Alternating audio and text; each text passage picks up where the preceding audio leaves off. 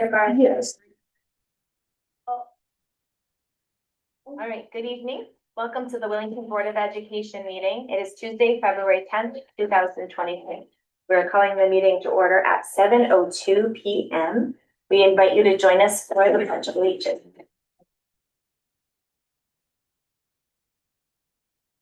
So you pick us up?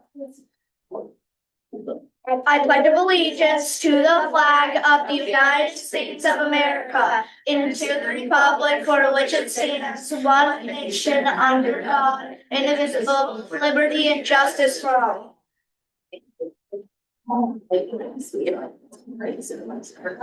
And welcome everyone.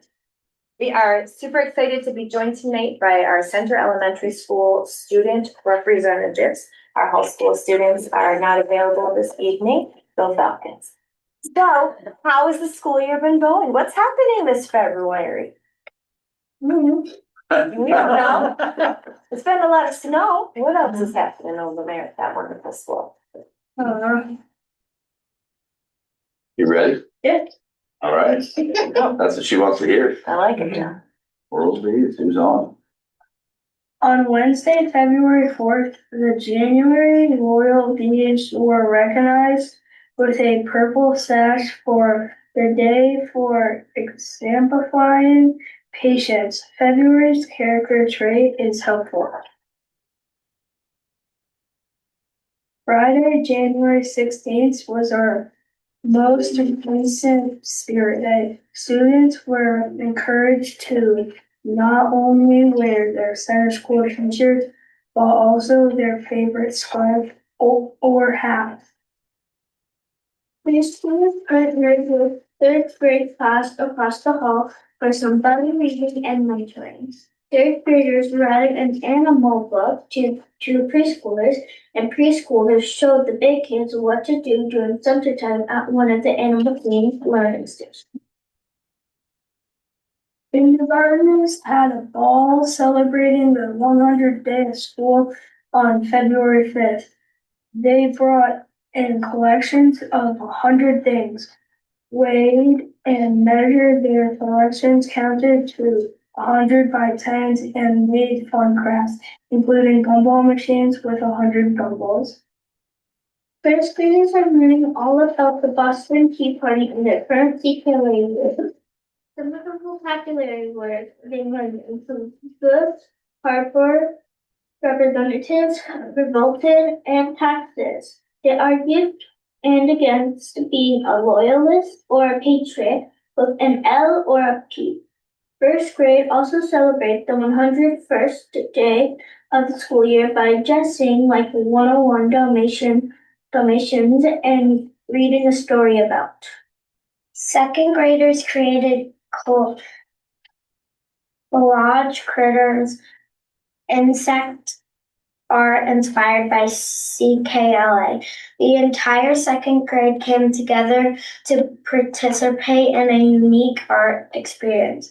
Miss Hunty, a former art teacher and community member, led students in a creative exploration of artistic expression. Students discuss what then defines an insect and then use paper to design and create their own insects in a collage style. Students were excited to share their knowledge and imaginations. One of the third grade classes earned a Stuffy Day in January. They practiced goal setting to bring in the new year and choose Stuffy Day as a way to celebrate meeting their class goals. Growth mindset and goal setting was also third grade's second step unit. Fourth graders wrote "I Could Be Anything I Want to Be" poems as part of their latest poetry unit in CKLA. Some students acted out a play based on their read aloud called Where the Mountain Meets the Moon by Grace Slim.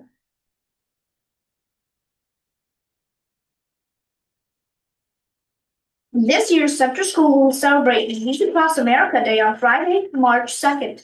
Special guests are always invited to come in to read to classes. New this year is a book character project where students will decorate a potato as their favorite book character. Finished potatoes will be displayed in the library. The fourth grade winter band and chorus concert was spectacular. I'll invite anybody sitting in front of you to the Read Across America. What? Right. I'm going off script. Do you see anybody in front of you over there that you might want to invite? Oh, that was no pressure. You can invite them all. Okay. Wait, is that an official invitation? Because legit, I'll be there. I think his thumbs up says yes. There you go. Okay. Throwing them off. First graders celebrated their Coin Wars win with a pizza party on Friday, February 6th. The PTA provided board games, books, individualized passports with country stickers, and a giant coloring page, all matching the Around the World theme. Thank you to the PTA and Willington Pizza for sponsoring this great celebration. Good job, you guys. Well done. Thank you all very much, you busy bees. We love having you, and have a wonderful Read Across America Day. Get your read on. All right, we're gonna continue on with our meeting. You guys are welcome. We're gonna do HMS. I have. Oh, I'm sorry. Yeah, no. I apologize. Well, we're gonna see how it goes. I thought you said we didn't have. I have one, but she recorded it, so we're gonna see how it goes. Falcons. So here it down. We're gonna see how this goes. Must be a webcam in Coventry. Sounds good. Yeah. Oh, wonderful. Well, I apologize that I am not with you this evening. I am cheering on our boys basketball team at their championship game. I also apologize because I have had our children record these slides multiple times. And however, I keep hitting some technical difficulties. So rather than calling them from class for an additional time, I am going to present these slides. I am sure that I will not do anywhere near as great of a job as they did, but you will have to bear with me. So this month, I decided that we would highlight some of the wonderful things happening outside of our classrooms beyond academics. One of the things that I wanted to talk about was our after-school clubs. So we have the 4 clubs on the screen: Cooking Club, Dance Club, Creative Writing, and GSA, in addition to Drama Club. I'm not highlighting Drama Club this month because you'll hear more about them next month leading up to our big show. In the Cooking Club, we've got students learning safety procedures such as how to use a knife, how to wash hands, and this past week they baked a cake.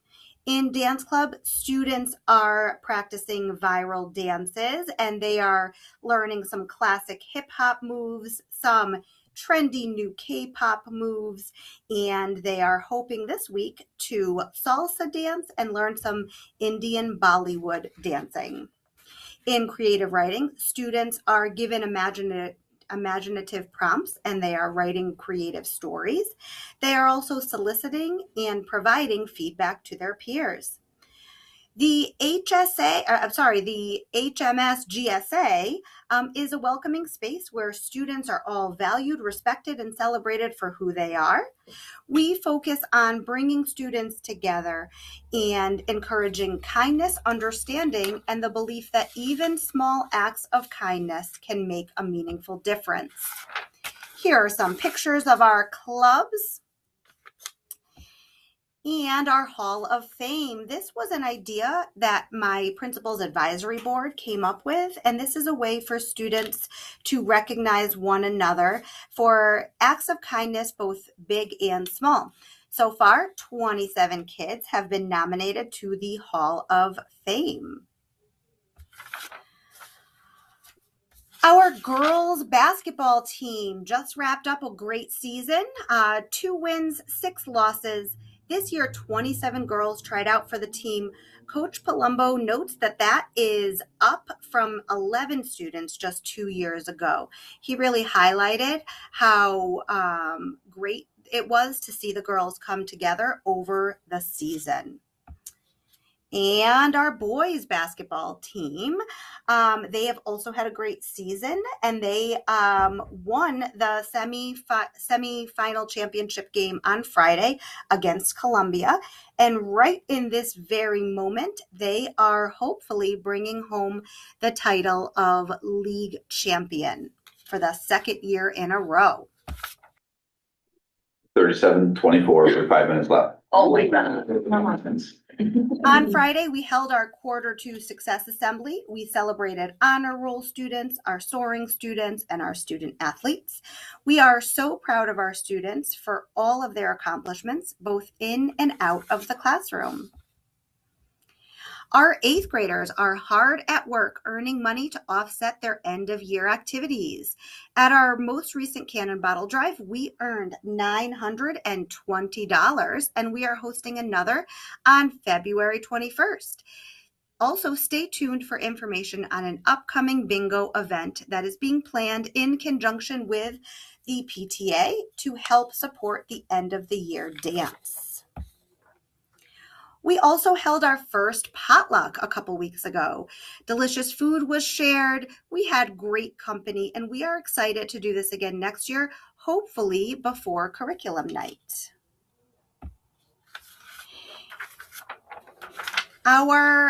Some of our 8th graders traveled to Yukon yesterday to learn about some real-world STEM careers, specifically STEM careers relating to the building of submarines. Our students got a little taste of college life and got to learn some really interesting things about engineering as well. Coin Wars. PTA held Coin Wars here in January. Our 5th graders were the big winners, and a couple of weeks ago, the PTA rewarded them with an around the world pizza party. We also in January held a door decorating contest. Students in their flex groups were asked to design a door that centered around an inspiring word for 2026. That's all we've got this month. See you again next month. Let's go Falcons.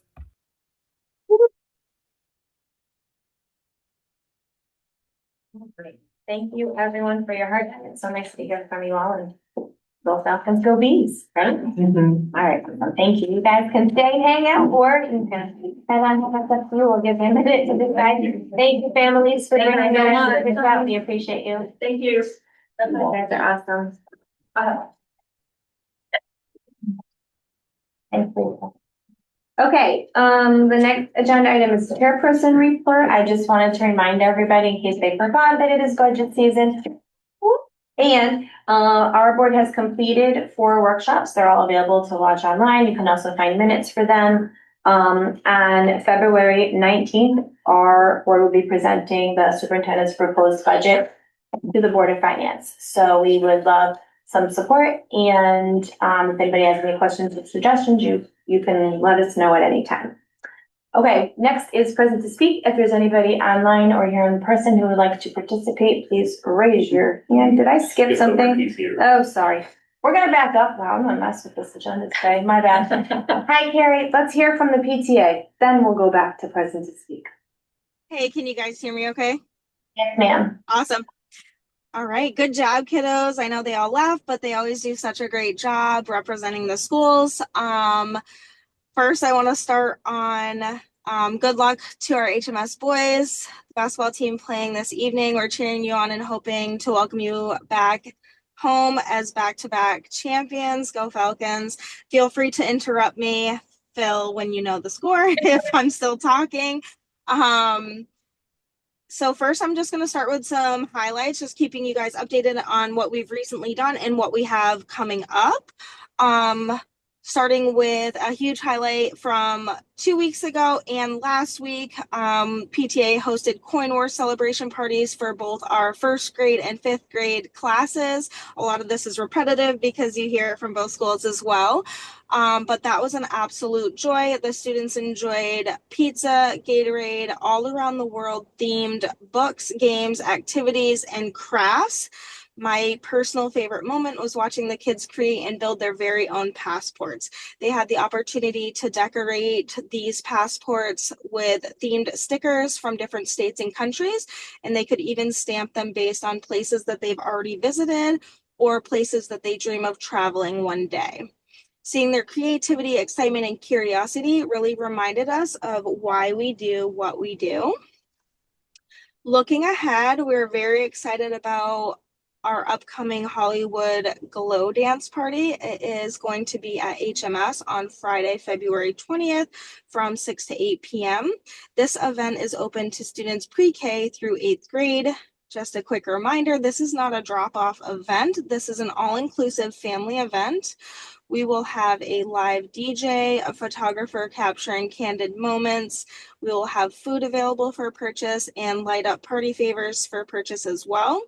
Pricing is $20 per family or $5 per individual. And we are really looking forward to a fun, high energy night for our school community.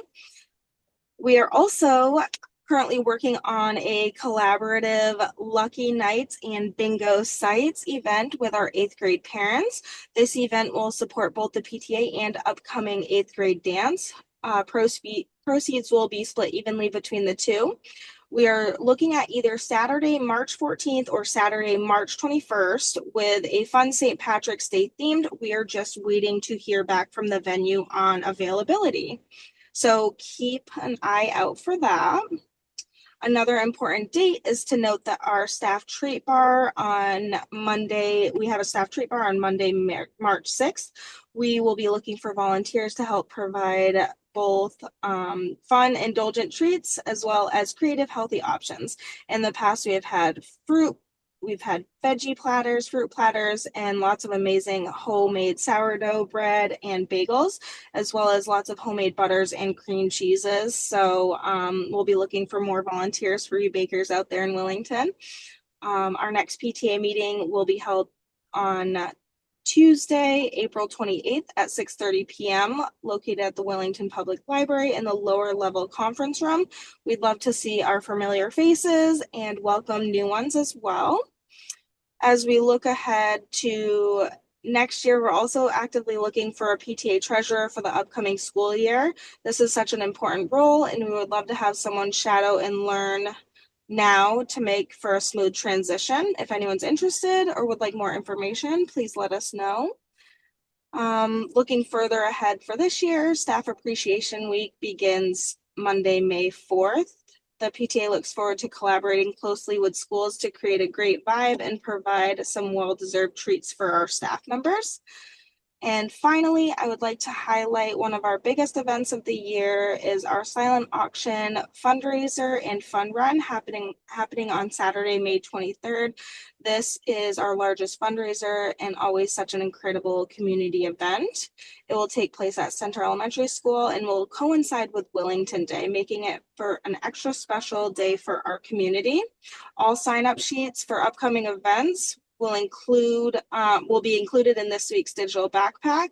And thank you guys so much for your time. Thank you, Thank Karen. you. Sorry to have skipped past you there. I appreciate your patience. That's okay. No problem. Bye. Thanks so much. Okay, now we are ready for some more audience participation in the form of present to speak. You can raise your hand in person or virtually if you would like to share a thought or a question. Present to speak, anyone here in person? No, great. Okay, anybody online? All right, thank you very much. We'll have another opportunity at the bottom of the agenda. Regarding communications to the board, we received some from Mrs. Jamie Koprek and Mr. Stevens are going to take this opportunity to talk about some communications we might be discussing going out. Yeah, so I have shared with you the sample letter that my superintendent's group has pulled together There's consideration for this to be signed by everybody. I mentioned this already. It's up to you if you want to do this as a board, if you want to tweak it, or if you want to just have Brianna and myself, and this could also be Mike McCoo, put his name on this. You could do this and a second letter. You could put forward as a board whatever you want. That's up to you. And then the other communication, I believe I shared with you, I did notify the Board of Finance about the budget woes. And the day I sent it of their meeting, they actually invited me to that meeting. And I spoke during the president's speech just to give them some background on it and said, talk to you soon. So those are the additional communications kind of in and out at this point in time. So you can decide how you want to handle the special ed related one. Can you give a brief synopsis of this for folks who are? Sure. So this letter basically is providing some options around making the cost of outplacement special education, or it could be in district special education costs more manageable. And one of the things that they're really looking at is trying to change the formula where it is currently your special education, or it's your per pupil cost times 4.5 times. That's what the district is responsible for first, and then you become eligible for excess cost. There's a thought to potentially bring that down to 2.5 times per pupil expenditure, and really incentivizing local programming. That's the gist of it. It's also trying to put a cap on cost. When you're a small district and you have, or a big district, doesn't matter. If you have a student that is costing $250,000 for services, that is a strain locally. We know that student needs those services and is the right thing to do, but the billing coming out of some of these agencies is just continues to go up. And so that's the gist of it, is trying to come up with some strategies. And this is a letter that would basically be sent to the legislature, hoping, and state reps, hoping that with multiple signatures, they can address some of these outstanding costs. Do you feel like it's more, I'm just trying to think about impact. So is it more powerful or to have all of us as a board sign it, or have the heads of the committees and boards in town sign it? So they're basically trying to get it, so I think it's all of these towns, and URSA and NASA is just our superintendent's region, but it's basically all of the Northeast, is to have superintendent's board chairs, and if it's a first selectman, if they want to sign.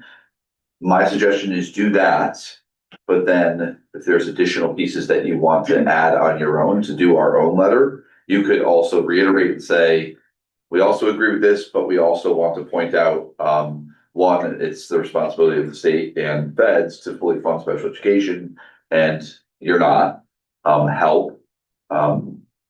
We would be stuck with it, right? If it were locally, we couldn't pass it off to someone else. It doesn't work that way. And two, if you have other solutions that you want to include in, and the one, I mentioned the costs following the child in the prior meeting, that's something that you could also add in if you wanted to do a separate letter. So it's like you could kind of get them 2 times if you want to do that. It's up to you. I think another way to approach it might be if we signed one letter together as a board, and then maybe the Board of Finance might be interested in signing because it affects their work a lot also.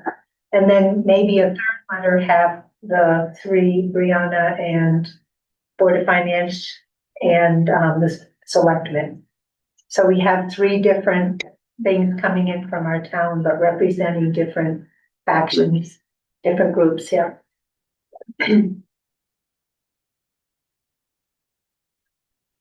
If they wanted to, of course, that's their choice.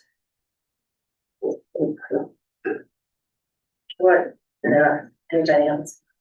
I feel like it needs, even if it's slightly different, it needs to be, each letter should have a different flavor to it. Like I I like the suggestion about having this letter be from one group and then us doing another letter that also adds in some of the particular things that we're concerned about.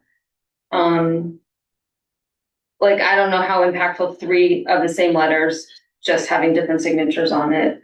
I don't even know who would read this, like if they would just not look at it because they're like, oh, we've already seen this one or whatever. I think the more signatures on it, the more power it has. When you Okay, see that's what I multiple was- towns on it, that is where you have power. And it's not to minimize you as a board when you just sign one letter and you send it yourself. It's an additional piece, but when you sign a letter that's, and I don't know, there's potential for 20 towns to sign this, right? That, to me, holds some value. That's a lot of constituents, it's a lot of voters, right? That's the point of this. I do think if you have something specific that's not on here, that you could do the second letter, and that's where the second letter could be Board of Finance, Board of Ed, Selectmen, you could have it, a group sign it. I think it is important to remind them of what they're mandated to cover, that they're not at 90% or whatever it's supposed to be. And hey, this is what it says you're supposed to be doing. I can't think of the word I'm trying to look for, but not statistical. Data? No, just to say that you usually do the average of 70%, you're supposed to be doing 90%, Yeah. or. When you budget enough money to that you're supposed to do. That's the Right, point, yes, yeah, Make them accountable? shoot, I can't. Was there discussion of putting that on this particular letter that you recall? Historically, you've paid Yeah.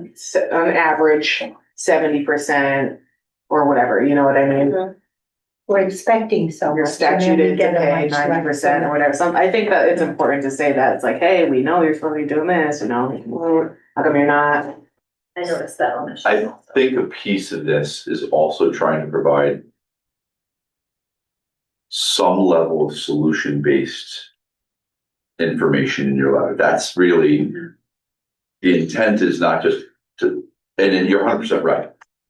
Right, we couldn't say, well, we only budgeted 200,000, so we can only afford 200,000. We are not allowed to do that, right?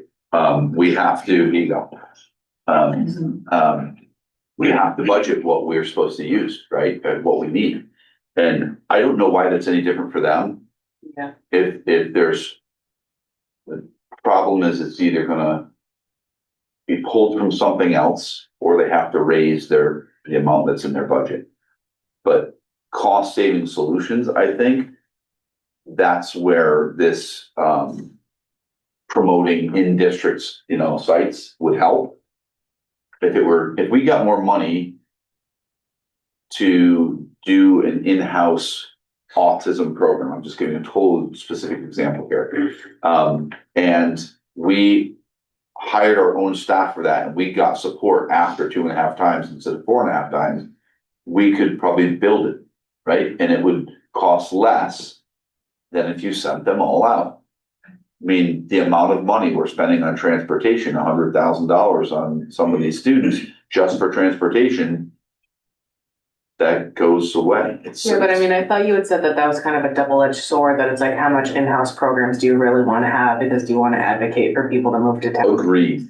I did say that, but the point is that everyone has that. Oh. Then because they lowered it for everyone, then it becomes, it's not like, oh, well, I'm gonna move to Willington because they have an amazing autism program, Yeah. right? It would be, oh, wherever I move, I can expect that they can meet my child's needs because it's 2.5 times per pupil versus 4.5 times. So I'm going to just, from the perspective of sitting here year after year and hearing all of the stuff that and saying all the stuff that I say, I want to do whatever the board feels is going to be the most impactful to make change going forward. So I if we can be part of a collection of towns signing on to this, I feel like that probably is at least the starting point. And then maybe having Willington kind of gather together and do a separate one that has, impacts on the boards or something like that. You've lived the impact now over the last 5 years of students moving in who happen to be outplaced already in special education settings. That, to me, the money following the child would not have your budget frozen right now. So and that doesn't cost the state any additional dollars. Right. It doesn't cost towns the additional dollars, because if they had budgeted for it, they have the money for it. Would it be helpful if we shared our data and the effect that our 7 outplacements have on our budget? We could say Just- on 4 occasions or whatever it is, the number of occasions it's been, I don't know the exact number. We've experienced this. This is the impact it has. Sometimes I feel like if they're gonna get 1,000 of these letters, are they gonna read all this? Right. It's gotta be this right here, right? This is a good if you have 50 signatures on it, right? It's 50 towns, 20 towns, whatever it is. If you're gonna do a letter as a board, bullet, signature. Follow. Here's our issue, here's our solution, please help, signatures. I don't think it'd be hard to pull that letter together in letter 2 and just try and target money follow. It's, you have a statutory duty here to cover it and you're not. It's been this percentage. Here's, right, respectfully, please. Like my kids say respectfully to me all the time. Let's just be honest. I don't think the state can afford this either. If they could, they would be paying for it. And they're trying to put the cost back on towns. So for us to say the money follows, it's a solution and it doesn't cost them anything, I think that's a pretty good thing for them to consider. Can you define money follows, Charlie? Yes, so if I were identified in the special education outplacement and my family moved to Towns, and Willington budgeted money for me, and then in October I moved to Towns, basically because Willington budgeted, Willington would pay for me for the remainder of the year. Towns wouldn't have a shortfall in their budget because of it. If there's additional cost for my services, maybe Tallinn picks that up, right? Willington would still be the recipient of the excess cost because we planned on it. And then Tallinn in their next year, they would plan their budget, their budget to include me in their next budget. Everyone would have that situation at some point, whether moving in or moving out. But if you have the money budgeted, think about a big district, and I'm just going to give you this example. Think about a really large district who has 5 or 6 kids who are in outplacement settings that move out of district. $1.5 million not accounted for in your budget anymore. You have $1.5 million. That is a ton of money. That would be crushing to us. Right? And so if we had that number move in any given year, I don't know what would you do? You'd be having classes of 30, you'd have to cut a bunch of teachers, it just wouldn't work. So with the concept of money following it, it would help. And speaking of that, addressing that in our letter, it highlights the fact that Tammy's talking about it. Is that fair to say? Is she the only one that? I don't know that yet. Okay. I know that there's been conversation about it. I haven't seen it in a proposed bill, but I think now's the time to do that. Okay. Do we have to make a motion or something? No, you can just agree.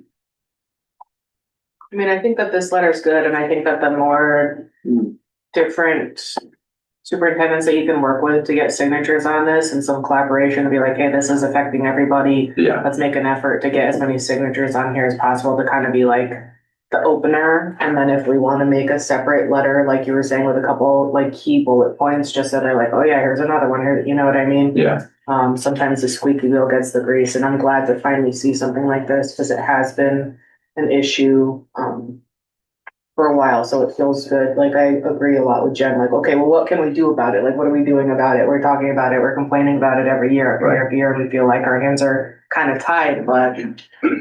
They want some ideas, because they.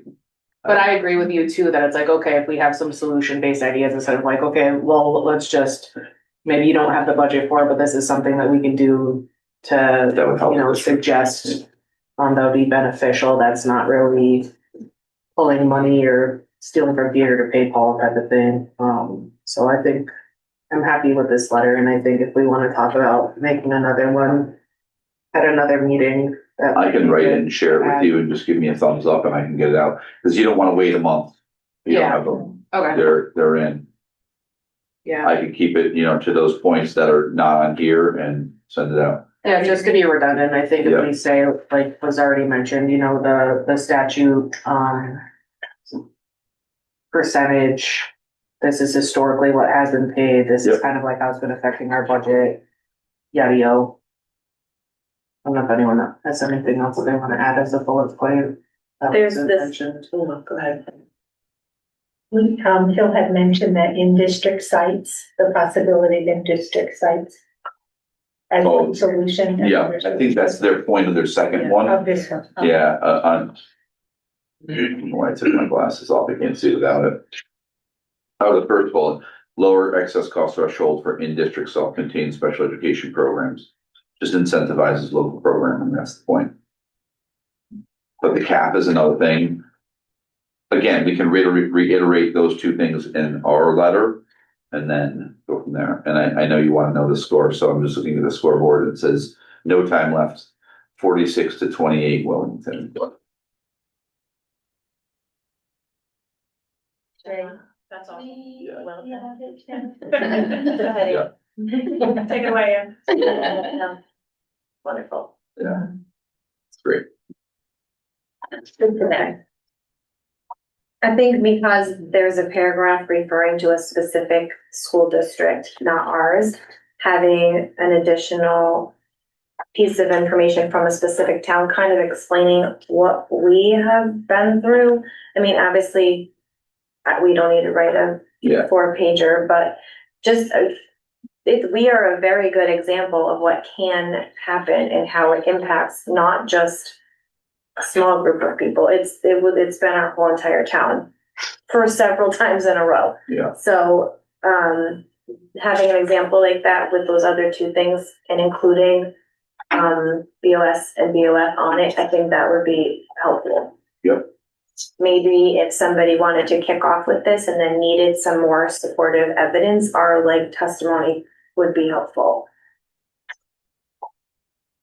I can write that. So I'll write it and share it with you, and then if you wanna edit anything, and then you can share it with the full board. And if everyone says go for it, I'll send it out. I think everybody can look at it straight from you if that's okay. Okay, that's fine by me. I'll share it in a Google Drive folder, Everybody can and you can make a comment. check it out. Can we all sign individually? Because I think. Yeah, once we're done with it, you'll have to figure out how you can sign it.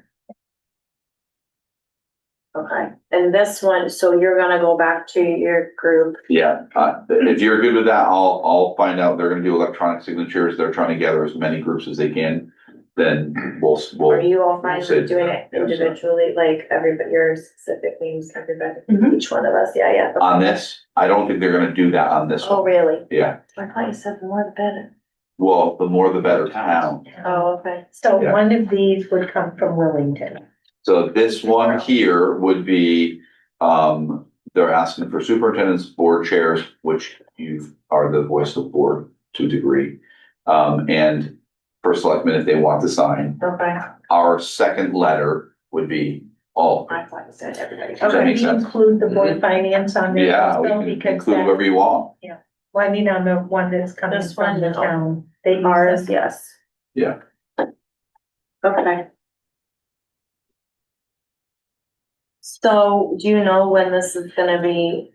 I think they're trying to go. So they literally just sent the email and said, send us this information. I'll send it out tomorrow morning and hope we're on it. I'm just thinking ours needs to be sent along in a timely. Oh, it's quick. Yeah, we gotta get it going. Yes. Would you, I hate to be this person, but could you just maybe ask Brenda to let us know when the letter's done, just by text, so I can? Oh, yeah, Just yeah, maybe look at my email? yeah. Okay. Here's hoping. Okay. We are going to do our superintendent report, starting with enrollment.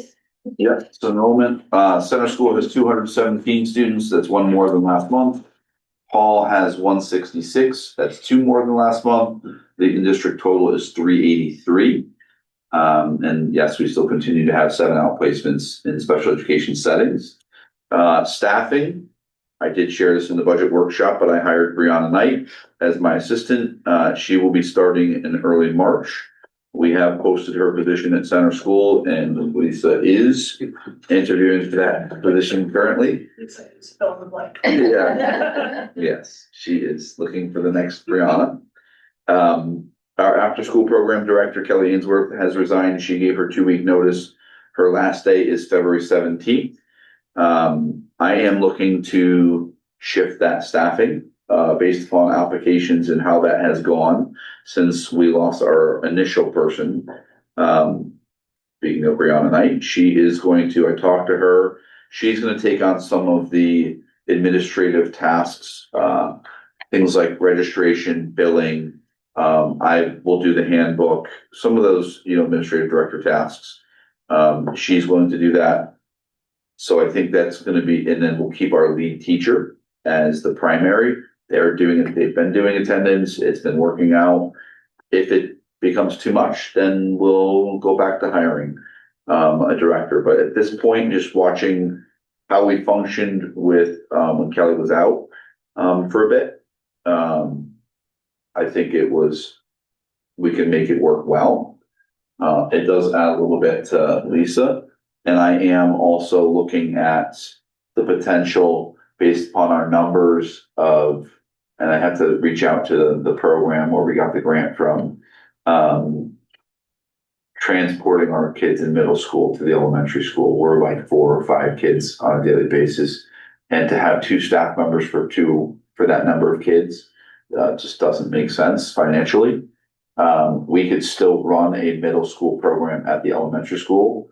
And you could run it with 1 staff member in a separate location as long as there's somebody else around. We could make it work. So I want to make sure that the grant folks are okay with that before I communicate that out to parents. But I am looking into that, just from a financial perspective, and that program hasn't grown. So.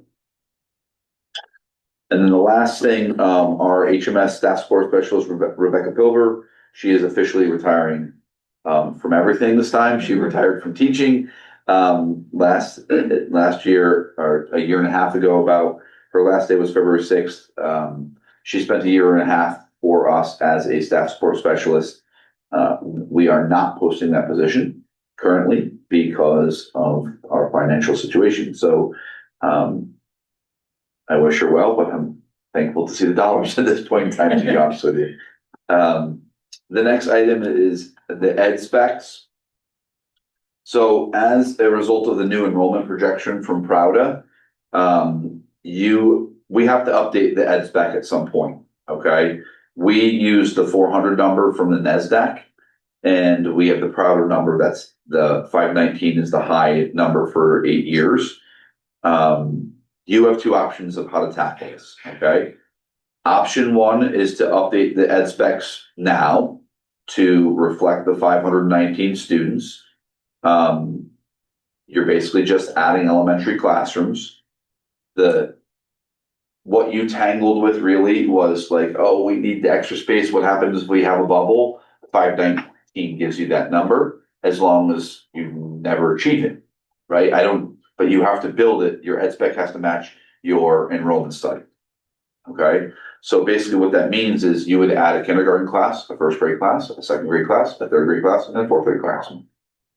You would remove the flex class, in my opinion, that would be my recommendation, that you had, that was that bonus classroom in case you had the bubble. either way, that will be my recommendation. I will show you that in a moment, okay? It adds it's just under 5,000 square feet. And that is the classrooms and the grossing area that you have to do hallways, things like that, okay? Option 2 is you can wait to do that and wait until they have the owner's project manager on board for the school building committee. That person could then review the ed spec that's already been approved, see if there's any other items that they would recommend adjusting, and then do all the changes at once and then approve it. So if you approve it now, you might end up having to do some changes later anyways. Or you could wait and do it all later if they have any suggestions. They may say, wow, what a great ed spec, just change the square footage. I'm gonna show you what I did because I've already done this work.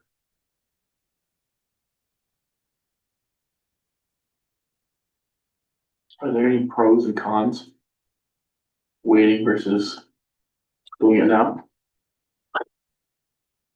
I don't think so because we've already, with the RFPs that are out, we've already said it's, what we're looking at. And we're just gonna tell them when they come on, it's gonna be the 519.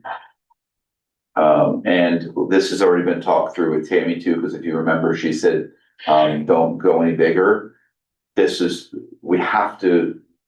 a form you have to fill out and you have to use your enrollment study and your ed spec has to match it. So, on this document, basically what I did, let me see if sorry, I'm gonna be busy for a second.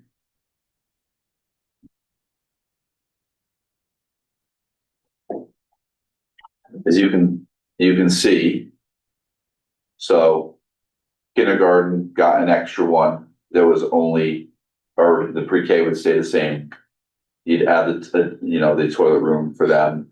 You'd add a classroom there. So for each, so first, second, third, and fourth, you'd add 4 more. You had 8. Now you'd have 12.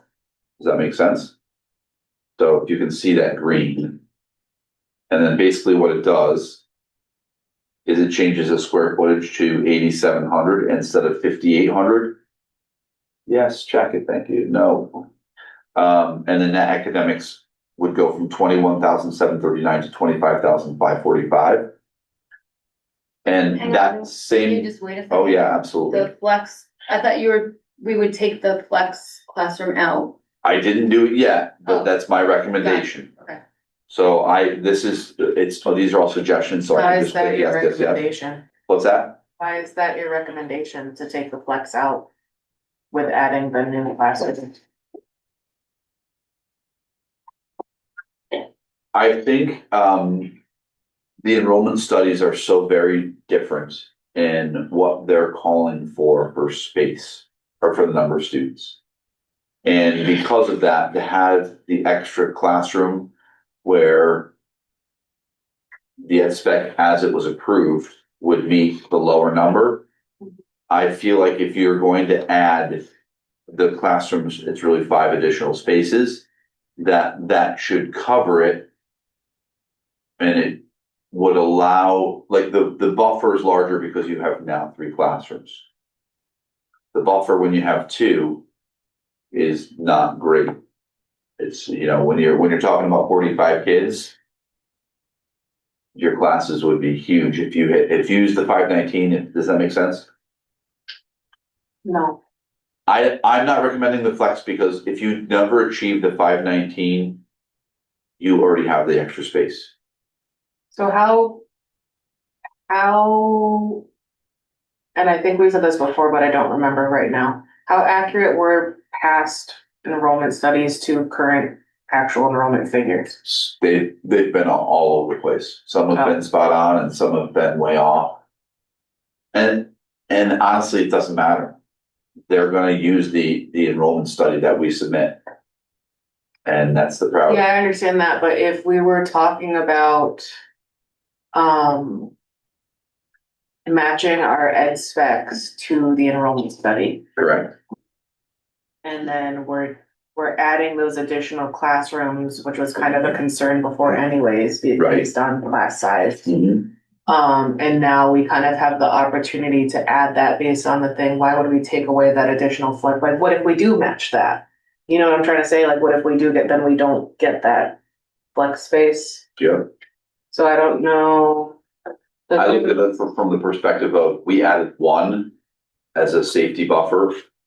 We're adding 5. Yeah, but it was a flex based off that original Agreed. thing. This is new, Agreed. 100 additional Mhm. potential future students. You can do this any way you want. You could leave the flex, you could take it out. And then just real quick, Jen, my second thing is I think that we should adjust this now based on what we've been talking about. I'd rather be proactive and kind of like keep up, because the SBC, which I'm also on, it kind of seems like, and with the RFIs that we got, requests for informations that were sent in from, so when we put the OPM RFQ or RFP, which is a request for a quote or request for a proposal from those different companies that we're looking for to help us manage these projects. A lot of them, there's a week or 2 week period where they ask questions about the proposal that was written. And a lot of the questions were redundant, and they were wondering about the enrollment study and how it didn't match. So from my perspective, being on kind of like both ones, it kind of seems like it's our due diligence to update as fast as possible, instead of like, oh, let's just wait and see what else they have to say. It's like, okay, how long does it really take? If there are suggestions from them, I feel like they would be clear and concise. It would be a really quick meeting. I don't think that it's really going to affect efficiency at all to be like, okay, let's just wait and do it in one lump sum. I think that we should adjust the ed specs tonight to Phil's question earlier. Like, you could do it now, you could wait. I personally don't think we should wait. I think that we should kind of like stay on the ball and try to keep it moving as fast as possible. And we can update it again later. Yeah. Yeah. The other thing, a few of the committee members have been asking about the ed specs and where Yeah, it stood. it's causing a little, it seems like it's causing a little bit of confusion, because it's like, okay, it was based on this is this, and it's like, okay, now we have a new one, and then the timing of everything, because of just how everything ended up timing with when we did the ed specs and then the new study coming out. Yeah. So I think it would be best to have everything kind of like copacetic. Correct. I just have a question about what the kind of waterfall effect is. Are there other things besides classrooms that need to be adjusted based on the, like, cafeteria size, gym size, like any of that other stuff? The only other spot, so the bathroom was done. Sorry, I'm gonna scroll through this slow. It doesn't impact special ed. It doesn't impact administrative services. It doesn't impact common areas. What it does, that's the total. It does impact the service areas and grossing factor, and what this is a formula that QA&M gave us on the spreadsheet. And basically I just plugged in the square footage and and it gave me the new number of 16,238. The new service area grossing factor is 22,000. That would be the size of the building, with including the extra flex in there. I think, in my opinion, I think if it's just as simple as adding classrooms to match the ed specs, there's no reason not to do it at this point, if we're gonna also get feedback later. You will. They base their sizing too on, the number of waves you want for your cafeteria. I don't see that changing with the new number. If it does, we can always come back and address it, right? If you say, hey, we want a bigger gym than what we had, it can always come back. The next person may say, we believe this was undersized. We believe this was oversized. And remember, when you actually, and I was talking to Jim Marshall about this, who's the chair, he said, this is your number, but you're not, like it says electrical data room, 225 square feet. You're not necessarily going to get that exactly 225 square feet. It might be 240, it could be 200. It's going to be based upon what they build for need and how it's laid out. So there is some flex in that. What you would wanna do, you'd wanna make sure your classrooms were not undersized, right? That's something, but just because of the, the exact square footage where we have it right now, that may come up or down a little bit, and that's when in the design phase, it's not there. But you need to get a picture of what number of classrooms we expect to have. And that's really all that changes in this. If you go back through now, this right here is the same thing that's up at the top. And remember, it's just the explanation of the space. I just updated the number of classrooms. The other thing we're waiting to get more detail on is the special ed waiver or extra grant, as well as the early childhood extra grant. And we don't know what they're requesting for that. Do we have enough classrooms to meet the expectations for those grants or not? Or those reimbursements, I guess it is, that the other two 15%. But we don't really have details yet about what we have to do to earn those reimbursement percentages. So that could affect it down the road too, when we get more details about that. Do you need a motion? If you want to act on something tonight, I wasn't sure because I got this work done recently. I think based on, at first I said wait in my head, but since you spoke, I think we should just do it. That's a good point, Sam, about the, when we have the OPMs come on board, that our numbers are current. We have that 590. And we can always adjust it later.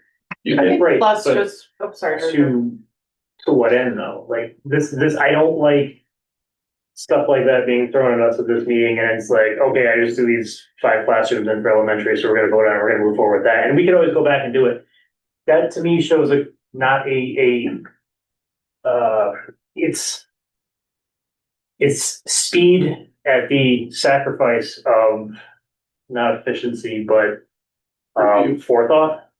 I'm not convinced that throwing 5 classrooms in the elementary is the way to go on this. If you've got this extra space, why not think about it a little bit? Okay, why not throw one of the classrooms into the middle school, have a language arts space or something like that? Because your middle school classrooms might be set up properly, but you can add a classroom or 2 in that area and use it for some of the things that we were considering using it for. And I just don't like we can go back and change it later thought. I just think that this needs to be thought about, given some time, and then come through with I think maybe a more thorough plan than just hawk all these classrooms at elementary and we'll fix it later. I don't like that. I'll show you why. I don't think that came out of nowhere. I know there were discussions about class size and how we have 3 and then now. No, I get it. I mean, your projections going up as the years go on, so elementary is gonna be the first one to get hit. I completely understand that. I get where that's coming from, but at the same time. So we've heard from parents that they want 4 smaller classrooms. Right. So let's say you have a first grade class now of 27, and now we have the option of 3 classrooms. I think a 13, 14 between the 2 classrooms is a perfectly reasonable classroom. Some parents might not. They may want the 999 because we have that extra space. I don't want to do something just because we have extra space and we feel like we need to use it. I think, not saying it's going to happen, but these are things that, you can make a case for. Well, that would impact that's another budgetary issue though, 2 teachers Right. versus 3 teachers. I get it, but when you have parents pushing for it, you got a lot of pressure to be like, oh. Well, there's a difference between pushing for a classroom that's not 25 versus not 13. Like, I feel like there's definitely an argument to be made for that. And I mean, so now I'm like on both sides of the fence because I do see the value doing it now because there's been a lot of discussion about this in the meetings and why doesn't your SBAC match your enrollment study? And that's the whole point of the enrollment study. And if there's some way to compromise and say, like, have a placeholder and say, we are reluctant, as you were talking about, Arthur, we're reluctant to go,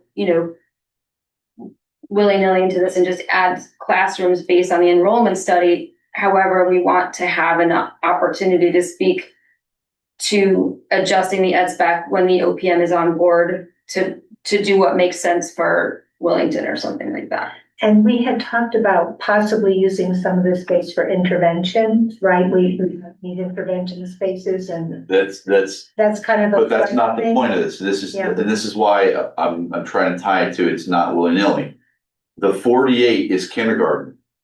This is off of the enrollment study. If you are planning on having 2 classes of 24, then you wouldn't do it, add this. But if that's 3 sections, the 51, are you gonna have a class of 26 and 25? No offense, but we'll see how long you last as a board member. Right? That's what those are about. 53 is the next one, 2nd grade. Are you gonna have a class of 26 and 27? You have to add them to an elementary placement because of that. They already go. So this is kindergarten. Sam, you can't see the cursor. Oh, good job. Yeah, that's better. So that's kindergarten. There's 1st, 2nd, 3rd, and 4th. This group is already in 3. Those are already in 3 sections on our middle school model. But these are not. And it doesn't mean, and I think it doesn't, it's where you've placed them now just to get the space. And I understand Arthur's point is that based upon that, you should plan so that they're in an elementary wing space. If you do not need them, right, you could use them as an intervention space or something like that. But you need to plan, OSCGR, DAS, whatever you want to call them, is going to say, where do you want your classrooms? You're going to say, we have 48 kids that are projecting in kindergarten that year, we need 3 classrooms. That's what they're going to base your design on. Which is why I just added them to that spot. I agree. This is also why I put it in superintendent, because I didn't think you were gonna move on it tonight, and I got this late. I didn't think I was gonna have time to do all the updates. It's up to you. Sorry, Tracy, go ahead. So I was just gonna, I mean, I see both sides, but I do think we've had discussions, and I saw Ann earlier. I hadn't watched the meetings, haven't been out with me last night, but she told me about this. We met as we were doing errands this afternoon, and I was like, that's great, because just this year alone, we've had discussions about class size, and we've added teaching or teachers or long-term subs to fit that. And then when we were having our discussions about the ed specs, we were like, but now we're gonna have ed specs that say we can only have 2 classrooms, which was very concerning. Like, how do you balance those 2 things against each other? And then these numbers seem to back up the need. I don't wanna see a sacrifice at the middle school level. That's really my point. It seems like that's the direction we're going, because I understand the logic. Don't get me wrong, but it just seems like you've got a little bit of space to play with. I really don't believe the enrollment study. I don't think it's going to go that high. I'm glad that we have it. We can have this discussion. You have this flexibility. I just don't want to see. I just feel like the middle school, when the kids get to the middle school area of the school, they'd be being sold short almost. So I don't understand then what the drawback would be to, like, because I kind of like my idea of waiting to talk to the OPM, but also reserving that opportunity. Like, these are the things that we're thinking about and want to make sure that are addressed and even if that's like talking to the school building committee and expressing our concerns about doing this, the concerns about, okay, great, we have all these classrooms for the middle school, but I mean, for the elementary, but these kids are eventually going to be in the middle school portion, and how do we address that given the space that we have? Like, I think those are relevant questions to But is this basically just, I know we're kind of like earmarking the square footage for ideas, Yes. is my understanding of what we're doing. It's not a set in stone thing, it's just a placeholder for those square feet to accommodate the additional bodies. I Or think, am I wrong? no, you're correct. I think the only addition to that, Sam, is what Arthur's point is, and I think is well taken, is if you take what we're calling 12 elementary classrooms, right? And we've talked about, sectioning maybe a K1-2 section of the building, right? Then you have the 3-4. If you could make it a K1-2-3 and use the extra classrooms that are closer to the middle school section of the building, you could be more flexible in that with the 4th grade section, because they're all set. They're covered in the number of classes you have. It's just in the design. So this would allow you, and that would be where you could have that conversation if you get to design, right? If you say, we have this built out right now, that it's 12 classrooms, grades 1-4, but we really want K1-2 to be close to each other. And we're okay with starting to move 3, 4, 5, 6 closer to each other, so that if we don't fulfill the enrollment projection, that we have the flexibility to use this towards the 3rd or 4th or 5th or 6th, 7th, 8th grade class. And it's not like it's way over there, if that makes sense. And it could be that language class you were talking about. If we have one grade that comes in with only 2 classrooms needed, and one of them that's closer, like Phil said, toward the middle school wing could be used for something like that. So I think we only have to commit as we get toward the design phase. Yeah. And even then, we still have flexibility within the building once the building's operating too. I don't like popping the stuff on you, and I don't like when you do it to me. I mean, if you want to have a special meeting for me to go through some things to actually review this, I can share this document with you where it's, you just can't accept the changes because it'll make the changes. It doesn't print out, it doesn't print out with the changes on it. So, but if you view it, you can see the changes of what it is all the way through. You could also just come back and decide from that point, okay, I understand what the enrollment study is saying. I understand the impact on the square footage we have. We can add some spaces.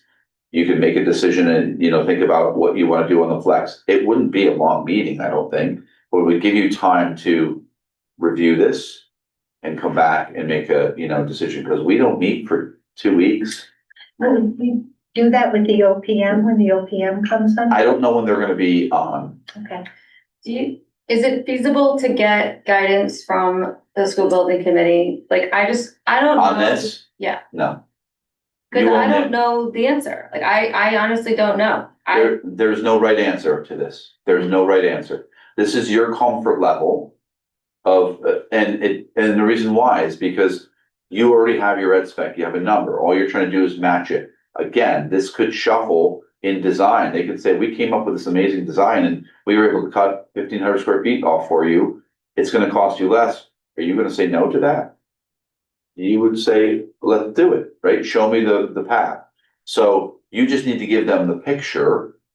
And it's not the school building committee is not in charge of ed specs. I understand that, but they're in charge of the OPM stuff. And if that person is designing the building or somehow involved in what the kind of going forward stuff is, which obviously they are, though that's the person that I feel like would be able to help us the most to have this vision. And I liked what you were talking about, having, if we just had the extra classrooms, placing them such that we could use them in a future vision is huge. Right.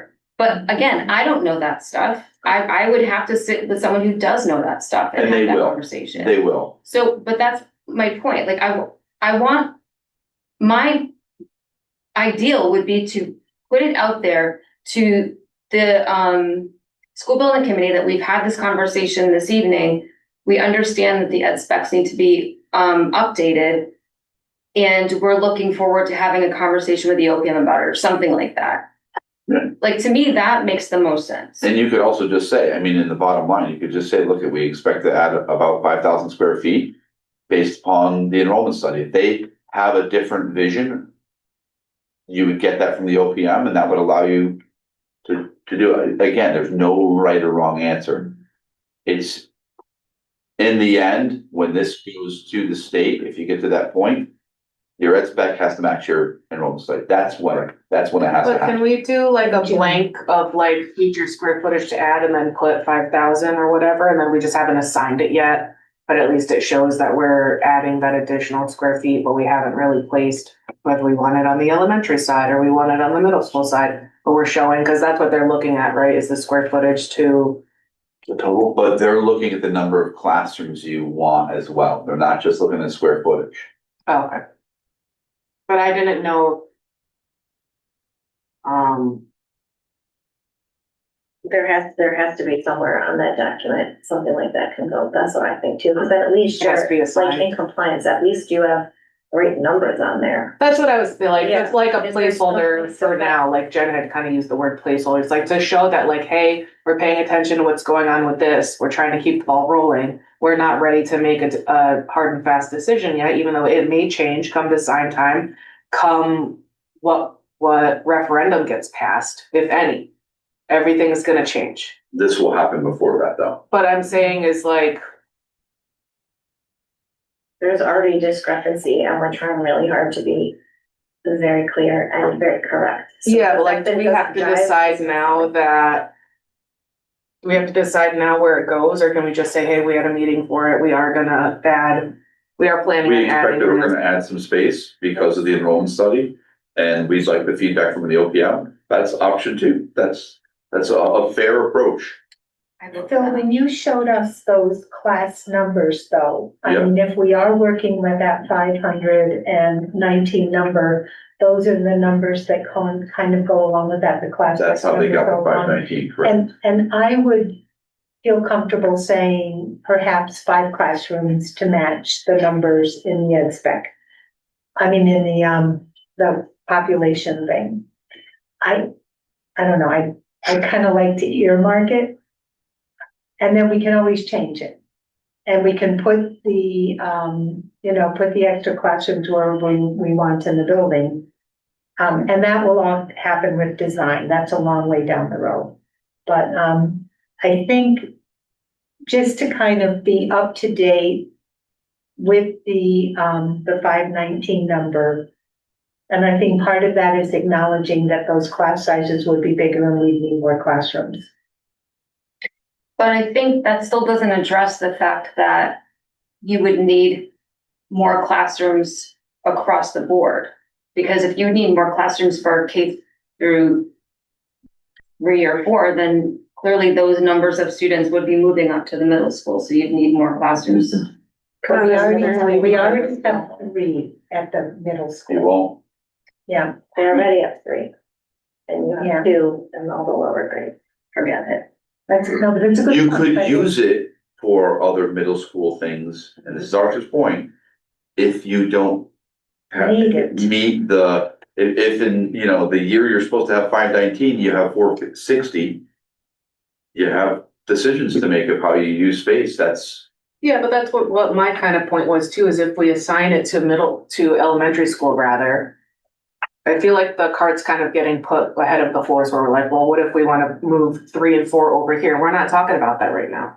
We're just trying to assign square footage to a certain area so that we're compliant with the ed spec to the enrollment study.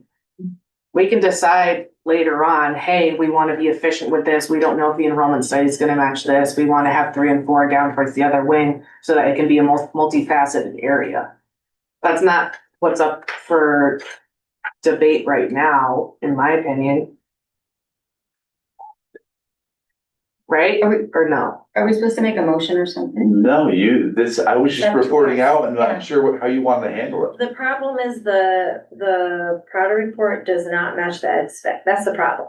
Yes. And so you're saying, and I agree with you, we need to solve that problem. So somewhere on the ed spec, it better have that square footage that has to be added so it jives with the Prada.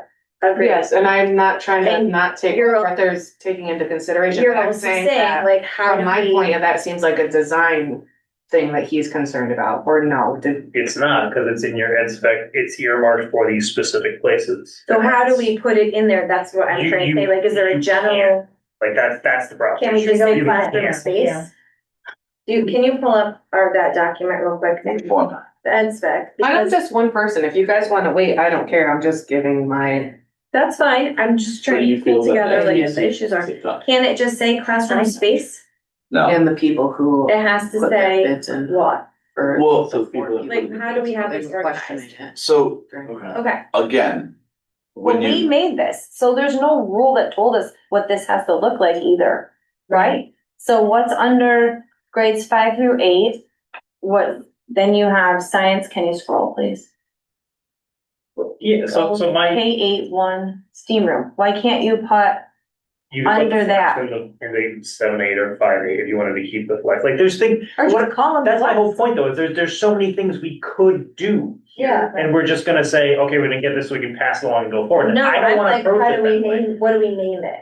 To take accountability for the space, where do you wanna put it? What I do you don't wanna name think, it? I don't think the OPMs just wanna see a blanket line of 5,000 to be determined. I think to Sam's point is they wanna see, What we're thinking. they're already looking at design by saying how many classrooms that we have. And I'm just saying there's other ways to move things around than just like, and I'm not trying to minimize a filter. I completely understand why you put them in elementary, but what I'm saying is you want to remove flex, but what if we don't want to remove flex and want to move it down to 5-6 or 7-8? So, because I looked at your numbers and with the flex in there, it's 4,700. So you're still under 5,000 even with the flex in there. So you can keep the flex. Right, so you could Or you move could things add around and 300 actually do a square more foot thorough job space. of figuring this out. That's my whole point. It's not necessarily that I wanna, I want a class of 61 and I only have 2 classrooms. That's not it at all.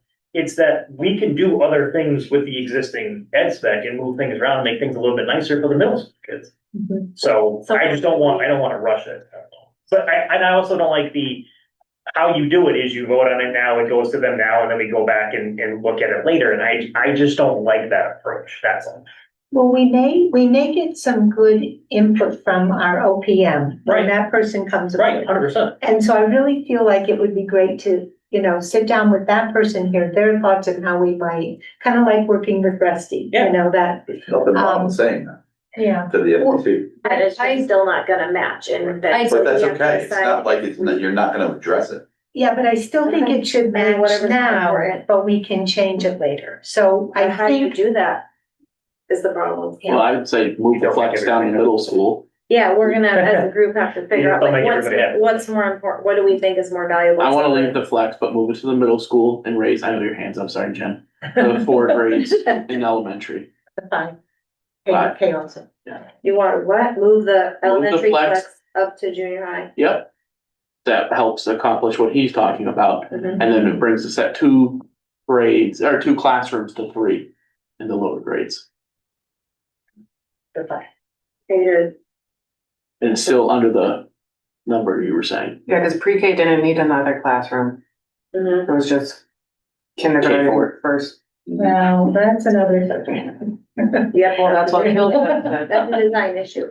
Okay, Jen, I don't understand, and I want someone to really help me understand this, why we can't say, as a Board of Ed, we understand the enrollment study has to match the ed specs.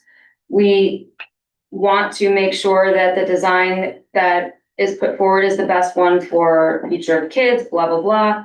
And we are looking forward to working with the OPM on a design based on the square footage for 519 kids. where are you gonna write that paragraph on this document? Or every time somebody looks it up, is your face gonna pop? Because we're modifying the The speech end. bubble, we Right. could Is do that. that, I have a question.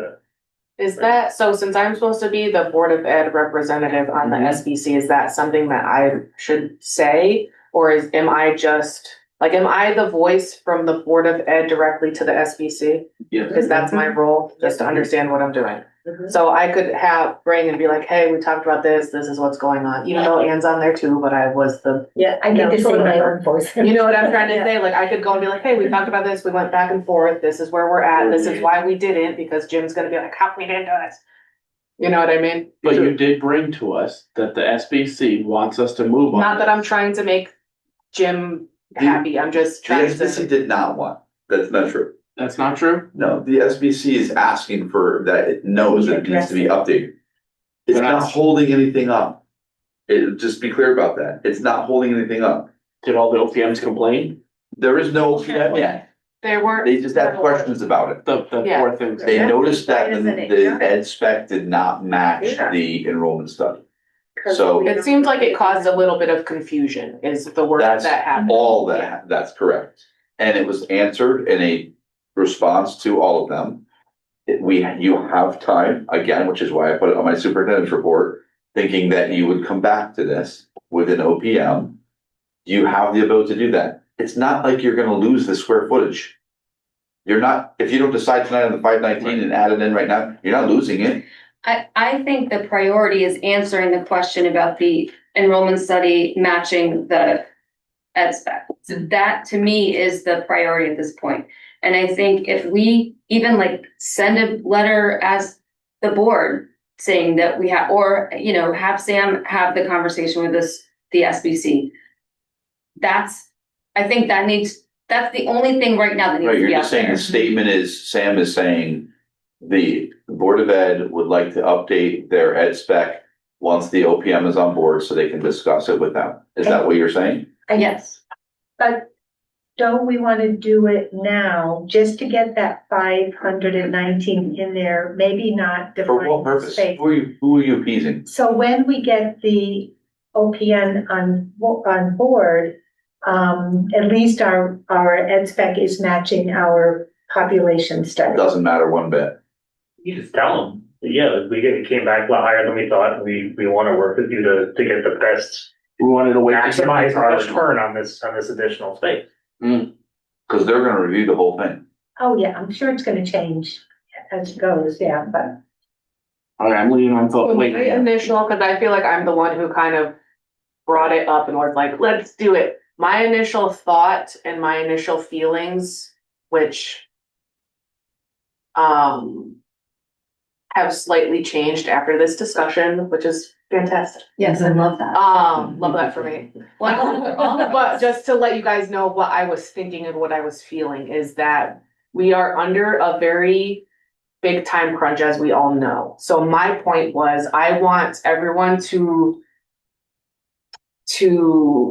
not that we're not, but a lot of this is gonna be optics and there's a lot of moving parts. There's a lot of different people involved. There's a lot of different things that all have to kind of like gear together. I just wanted it to appear like we were trying to move as efficiently, not as reactively. Maybe it felt reactive to Arthur. I wasn't trying to make a reactive decision, just be like, let's just bang it through. I don't want that, but I just want to help with the flow and be like, hey, they told us this kind of was whatever, you know what I mean? That was my initial reaction, was to be like, okay, this was brought to our attention, let's change it. It might change again. Maybe that appears to some people as wishy-washy, like, okay, they put this, now they're gonna go back and keep changing it. I don't know. Everything's up to perception. And you could also just say, as soon as the OPM is on board, the Board of Ed wants to work with them. Yeah, and that's fine. Right? So that I mean, that could was be the the only other piece reason of why I'm that. like, hey, let's just do it now so that everything, because I like everything matching sometimes too. I'm like, okay, matchy. You know what I mean? But it wasn't, I wasn't trying to be like Chicken Little or anything, sorry. But could part of that be that we're thinking in terms of 519? So we already As are. opposed to the 400. We are, because that's the enrollment study you're gonna submit. Let me just give you the quick counter to that, Sam, because you brought up optics, which I love bringing up optics. We spent several meetings going over these aspects and doing them thoroughly. I think we did a very good job doing that and putting a lot of thought into it. And now suddenly we get this extra space with Bill, and it's not something insignificant. It's not a couple hundred square feet, it's 5,000 square feet. And it's just hey, we talked for 10 minutes and we're gonna move this one through. It's like, look, we spent a lot of time doing this. Now we've got a pretty significant amount. Let's work around and play around a little bit and see if we can't make it best for all of the kids who are gonna go to the school. I understand that too. Yeah, so I'm fine with going back, and I think that I don't know if we have to vote on it, but just saying like, hey, we talked about it, we're aware that it needs to be updated. we want to make a conscientious decision and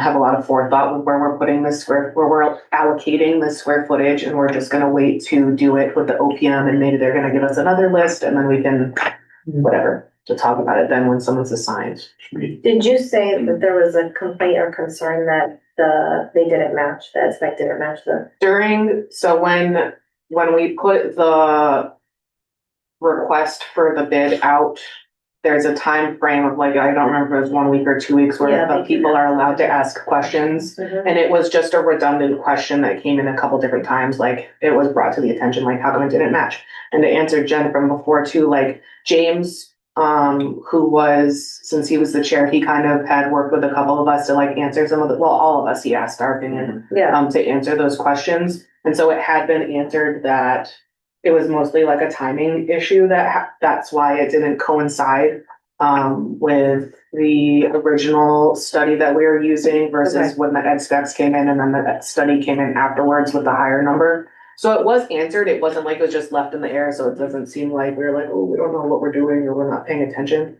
But it was just seemingly a concern from some of the Okay, people. are those interviews or is all of the inquisition period over? Yep, and so we got 4 bids from 4 different companies who came forth to do this. Mhm. The SBC is gonna go through, we're gonna rate them individually, and then that information is gonna be compiled based on different data points that we felt were important. Okay. Not just price, but like. I'm just wondering if maybe it makes sense for you as our representative to email the chair of the SBC and just tell him now that we had this conversation. Yeah, So that's that fine. if it comes back around again and he has an opportunity to answer again, it doesn't just say, yeah. Yeah, so the BOE once we doesn't- narrow down the 3 out of the 4, we're gonna invite those people for interviews, and it may get brought up then. Okay. I think next week. And that's the 19th, the 19th of But February. yeah, I will definitely, I've been in constant communication with Jim, and I'll let him know, hey, we talked about this Yeah, evening. and that's this a is little what we bit of a better decided. answer than it doesn't match, we don't know. And plus to just let everybody on the SEC know Yeah. that we are taking Uh-huh, what they're saying into consideration. For sure. Trying to, instead of just like, oh yeah, we'll get to it, or, yeah. you know what I mean? don't That's see what like- I meant by optics, that like, we're trying to keep everything running smooth. We did a lot of pre-work to try to set them up the best they could and have our stuff done and squared away so they could hit the ground running Yeah. once they were an assembled group. Yeah. So that's not gonna change now. I don't want them to feel like we're dropping balls or giving them half information. And nobody has said that, and I'm not trying to be presumptuous, I'm just saying. I don't for feel the like you're sake saying of- that. I just wanna make sure. Yeah. Okay. All right. So we don't have to make any decisions at that time. I guess we could all mull what we will want to do when the time comes with the guidance of the open. Now, just to keep things moving, if we do interviews next week, when would we have our OPM? That's an IBC question. I'm just wondering, because could we address it at our next meeting? At our next Board of Ed meeting with the OPM perhaps? Would they That's be in up to place by then? I'm not sure, Very special. I don't remember what Jim's Yeah, we could do that. schedule Are you was. ready to do a special meeting? I would. It's possible. Let's see how, Okay.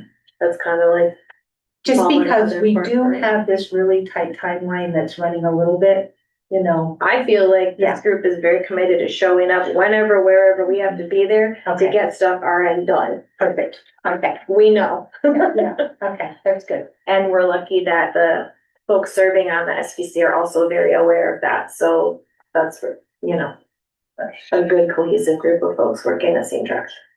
Okay, that was a fun little Sorry. agenda item that you Yeah. thought was gonna be 10 minutes, and we just love a good chit chat sometimes. Okay, radon mitigation. Wanna go there? Next, let's talk All about right. building now, okay. So, we have 2 quotes for radon mitigation for Hall, one from A&R Environmental and one from SWAT Environmental. The costs, both costs are under 10 grand. There's similar approaches up through the roof. We have some questions about, warranties. And we had some question about, where they were actually placing them. So we're kind of going back and forth with the vendors at this point, and then I think we'll have a decision by the end of this week. And then we'll get it going. And the idea is that we're gonna use the district repair funds, the DRIP funds grant to pay for this. This will be a conversation further down tonight. Single exhaust, dual exhaust? So that is part of the question. So is it I'm just gonna use the girls' locker room as an example, Yeah. 2 locations of office and locker room into one vent and out? Or is it vent and pulled together into one pipe and out? Right. So that's what, we have pictures from one vendor, and their thoughts, but both have we want clarity. And the fans, if it's CFMs, if it has enough Right. draw enough, all that. Yeah, and then it has to do, we had the option to go out through the wall. I'm not in favor of that at all. It's gonna go out through the roof. And they just wanna make sure that it's clear. We have to, one includes electric, one does not, so we have to get the electric price in as part of that. And then one includes the roofing. I'm not sure how knowledgeable they are. I have no idea. So that we have that question out there. The other one has admitted it's good for you to have a roofer come and make sure that they're happy with how this has been sealed. So we would contact Siltown. So it's in the works, but the price is not terrible. Excellent. So we're going. Timeline? It's depends on the vendor as soon as they can do it. Okay. Because there's only certain people on their teams that I believe that can do it. Okay. I will email you as soon as I know that same stuff. Okay, data, student attendance. I will move through these things because you have seen these before. We've just updated January. The new 17 is because of the snow days instead of 19 days. You can see the tardies for, to school. Lisa, you're sitting there, 53 of the 82 tardies were after 9:10. Always something to look at. It's the highest number of any month we've had so far. We have had some illness come through. You can see the early dismissals. 38, the majority of them are after 3 p.m., which is good. It's not majority by a ton, but it is majority. The absences are back into reality a little bit after that rough month. And you can see that the vacation is in the grand scheme of things, has dropped from that 50 as well. On the Hall school side, you can see the targeted school. A lot of them are again it's not a minute or two. This is 54, 64 after 7:50, so they're missing a chunk. Most of the early dismissals were before 2 p.m. Those are things that we're again watching. So how much time are they missing? And then you can see the absences again came down, and the vacations are lower as well. So overall, the number that I'm looking at on this spreadsheet, I have to make this small, sorry, on my computer, otherwise I cannot see it. I'm looking at this 10. Number of CS students with 10 or more absences. There are 28 students right now with 10 or more absences. And 24 at fall with 10 or more absences. How does that compare to last year? Do you have it? I have to look at it. I'm not sure off the top of my head. Just curious. My gut is, I feel like that's a lot of kids with 10 or more absences at this point in the year. That's counting sick, Yeah, because you had a whole yeah, bug wipe out. of Right. December was levels. rough. Yeah, Yeah. so I mean. yeah. So as long as that number doesn't keep growing at the pace it's growing, because you'll, out 84 attendance letters last month. Yeah, and probably a lot of it was illness related, so. Right. so that is student attendance. And you, again, this is all in your file, so you have access to this. That Tuesday before Christmas, we had 30% of our population out at Yeah. center. So, 65 kids, that was a lot.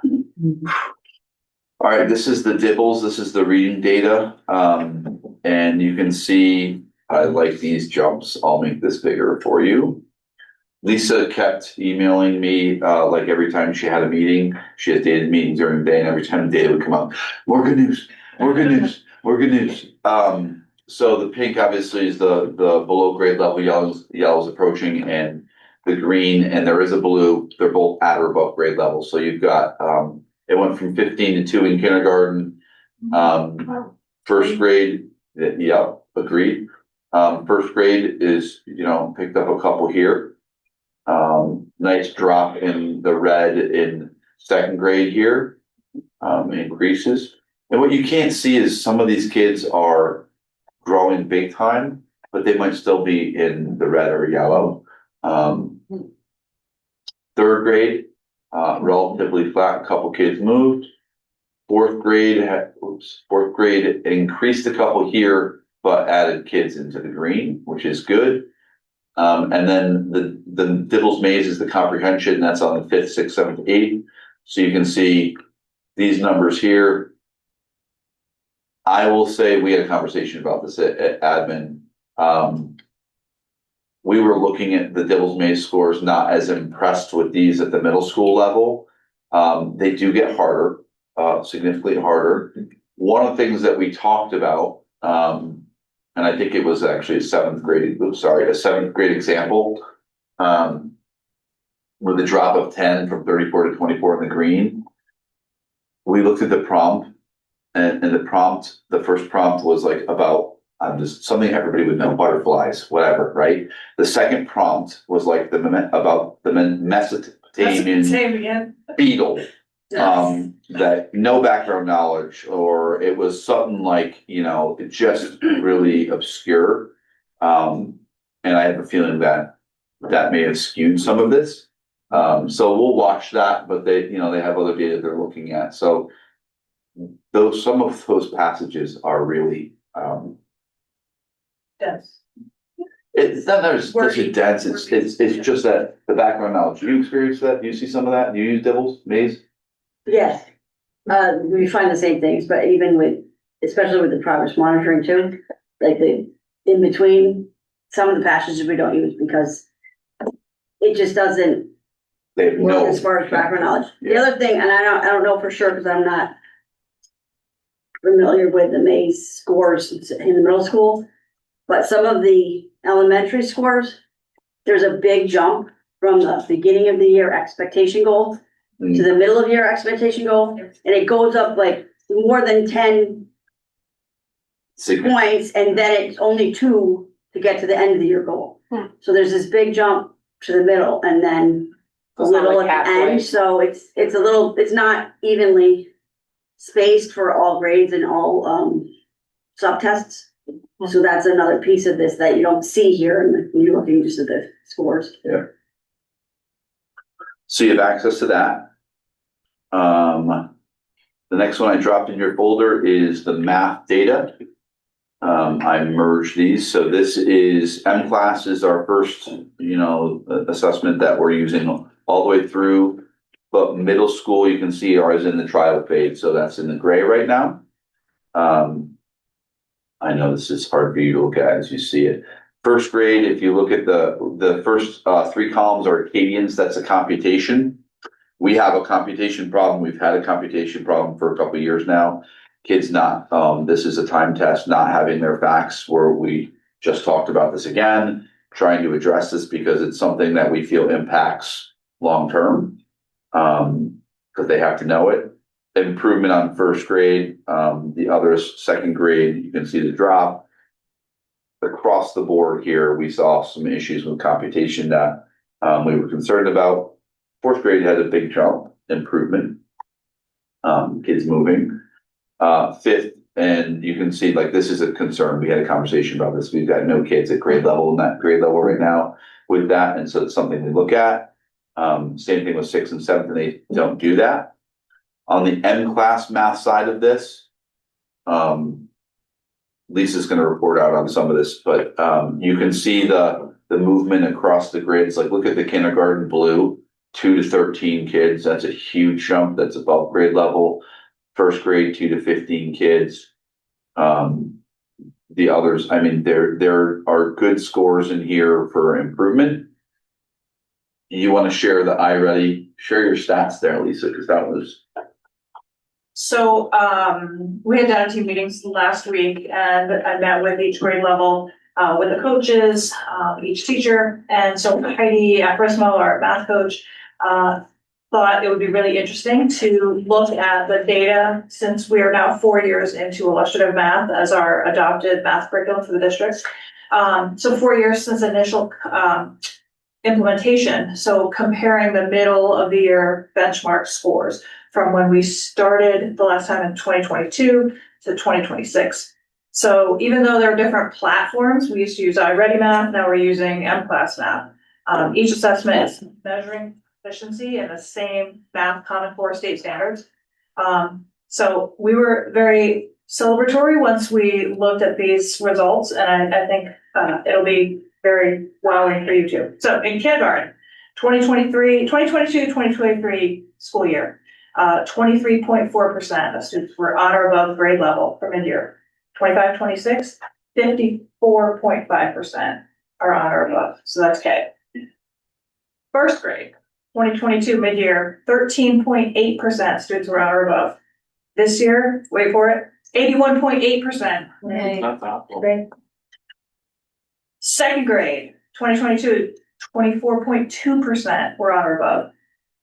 They just scored 66.7% on or above. Third grade, 28.6% 4 years ago, 59.9% in 26. And then fourth grade, 33.3% on or above in 22, this year 60%. So huge jumps at every single grade level. So that to me is saying that illustrative math is working. Mm. We're doing it with fidelity. Students are getting it. The content is scaffolded throughout the grade level. So my message to teachers, keep up the good work. Question. Do you have the data from the year prior from the past? We do. Well, I don't have it in front of me, but we do. Because it makes sense that it would take them a couple years to get used to this new stuff, right? Mm-hmm. Or to be like, okay, you're testing at year one of something new. Right.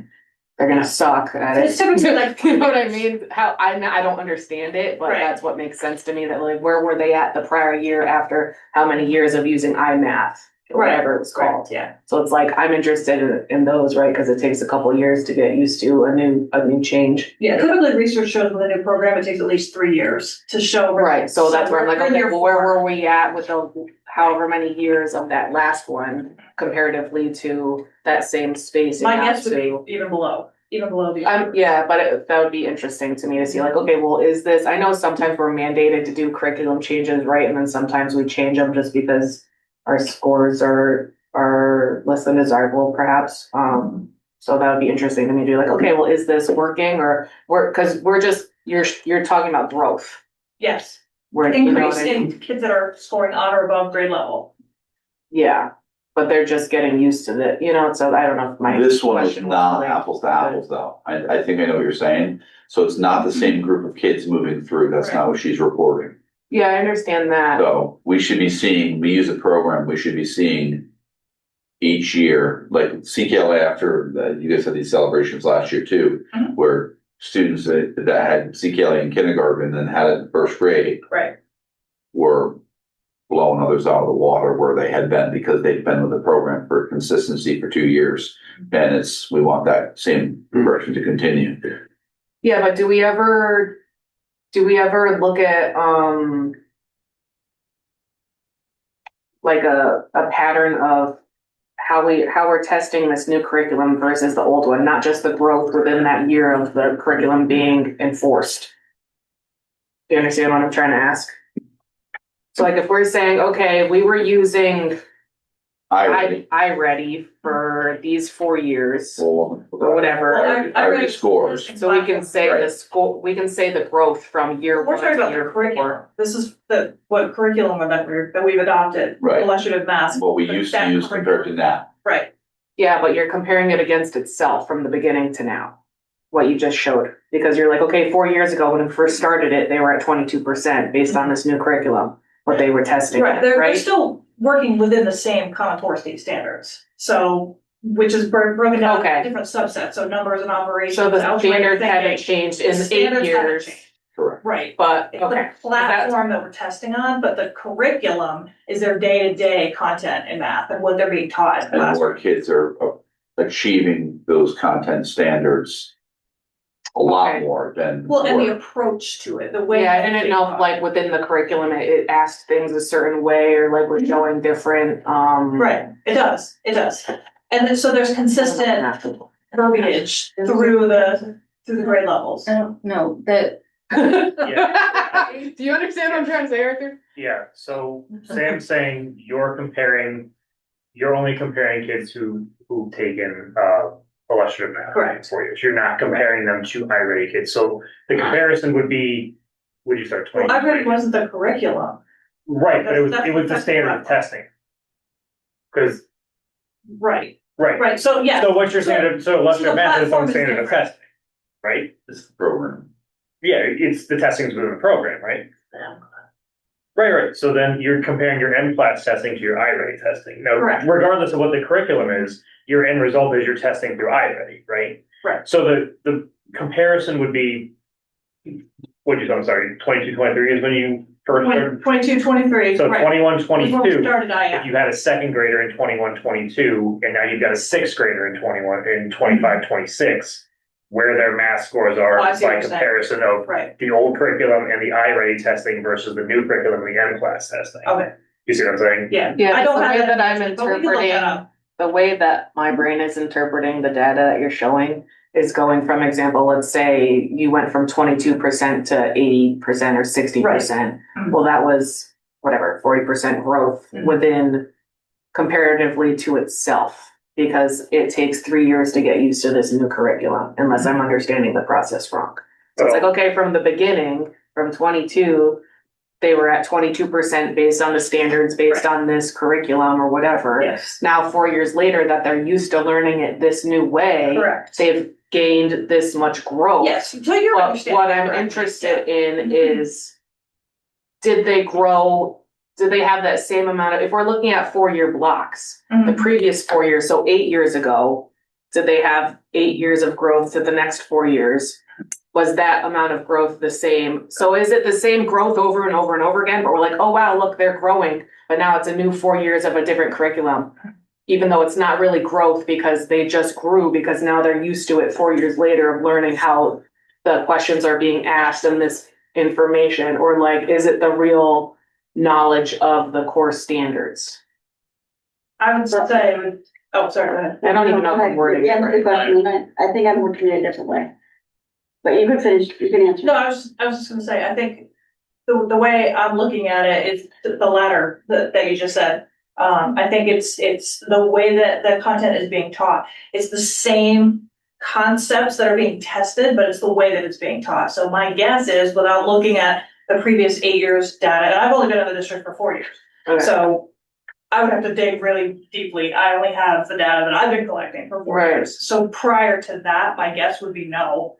But it would just be interested to be like, is this curriculum working? That's my, You know what I That's mean? my And it's like, thesis. okay, growth wise, Right. with this new curriculum, it's, they're learning, maybe they're just getting used to it because it's 4 years of Mhm. this new thing. Versus like, okay, where were our numbers at the last year before we switched to this new one? Maybe they were used to that and they were getting up to the standards because they're like, oh, I actually understand what they're talking about now. And they were at 60% then too. And then they tanked because we switched it, and then COVID, and then whatever else happened. You know what I'm trying to say? I'm thinking about it that way. Yeah. So is it still that they're at where they would have been 5 years ago, but then we switched it, so then they went No. down? I don't think so. Is my question, I No. guess? Oh. So I'm pulling historical data, so this is 20 to 21 and 20, up to 23, 24. So when you look, John, you gotta do the mouse for me. Yep, ready. So when you look at the first row where it says the 2, then when it gets to the 3, that's them in 3rd grade, then 4th grade, nope, don't go down, go across. So there's Okay, 3rd grade, 4th grade, 5th grade. So if you look, 2% were in the red, 4% were in the red, 18% in the red, 8% in the red, what's it showing? That program is not what, and it might have been the assessment, but what we were using for curriculum was not effective. It wasn't Okay. working for us. You've got 52% green, 53% green, 47, 58. This is meant to be the same cohort of kids. Now, some kids may have moved in and out, but this shows you like it was pretty flat, right? Y in 4th grade, in that 4th grade year, 51, then they went to 68, then they went to 74, then they went to 66. There's, And the fifth grade is the toughest one, right? We wanna see that all of those numbers every year when we follow the cohort of kids should grow. They were comparing the implementation, not using a different assessment. They were comparing the assessment data for where kids were scoring based upon the same standards after the implementation now of a new curriculum. And what the new curriculum is showing is way more kids are achieving that standard than what we were doing before. Okay, yeah, that's what I wanted to see. Yes. And Cause that's like, earlier in okay, the you're year, talking about growth, but they're. They're in the air for sure. because those are mid-year scores, and they're higher than some of those end-of-year scores. Correct. Which tells me that the adopted curriculum is in fact working. So Okay. I can't speak to what, I don't even know what the curriculum was before for Home. math. Yeah. What was it? It was homegrown, but it was with the standards. It wasn't, something that was spiraling. It was, Right, so that's a big key right here with this particular curriculum. It scaffolds through the grade levels. So kids hear the same vocabulary, the same verbiage year after year, and some of the content, the kids hear it again in later years. So they can say, oh, well, I did remember that from last year, or in fourth grade now, they're working on fractions, balancing equations. So they've touched on that in third grade. So everything does kind of build on each other. So the way the curriculum is laid out, it's taught with fidelity, it's taught across grade levels with math centers incorporated. We now have a math win block every day so that we're teaching it with fidelity and it's showing. So that's the celebration that I wanted to share with all of you. Can I just ask a question? Yeah. So this is 4 years of M-class implementation, right? This is 4 years of illustrative math. Illustrative, I'm sorry. Right, which is M-class is the test, illustrative math is the curriculum, right? Yeah.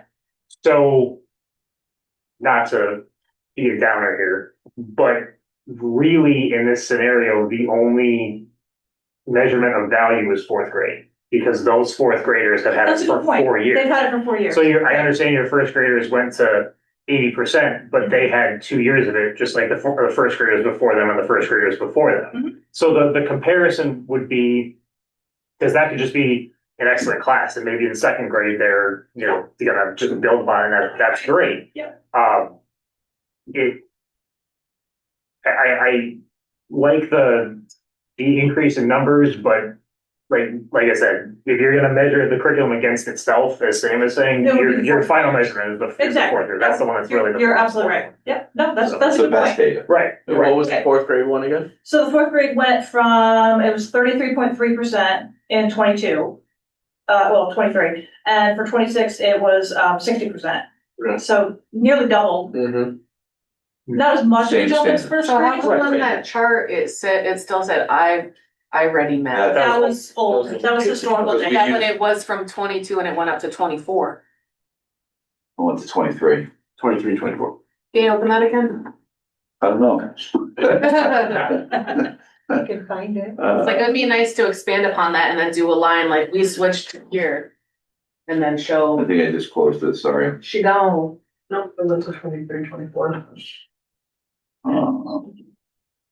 Right, cause I thought you said it switched in 22. To 23.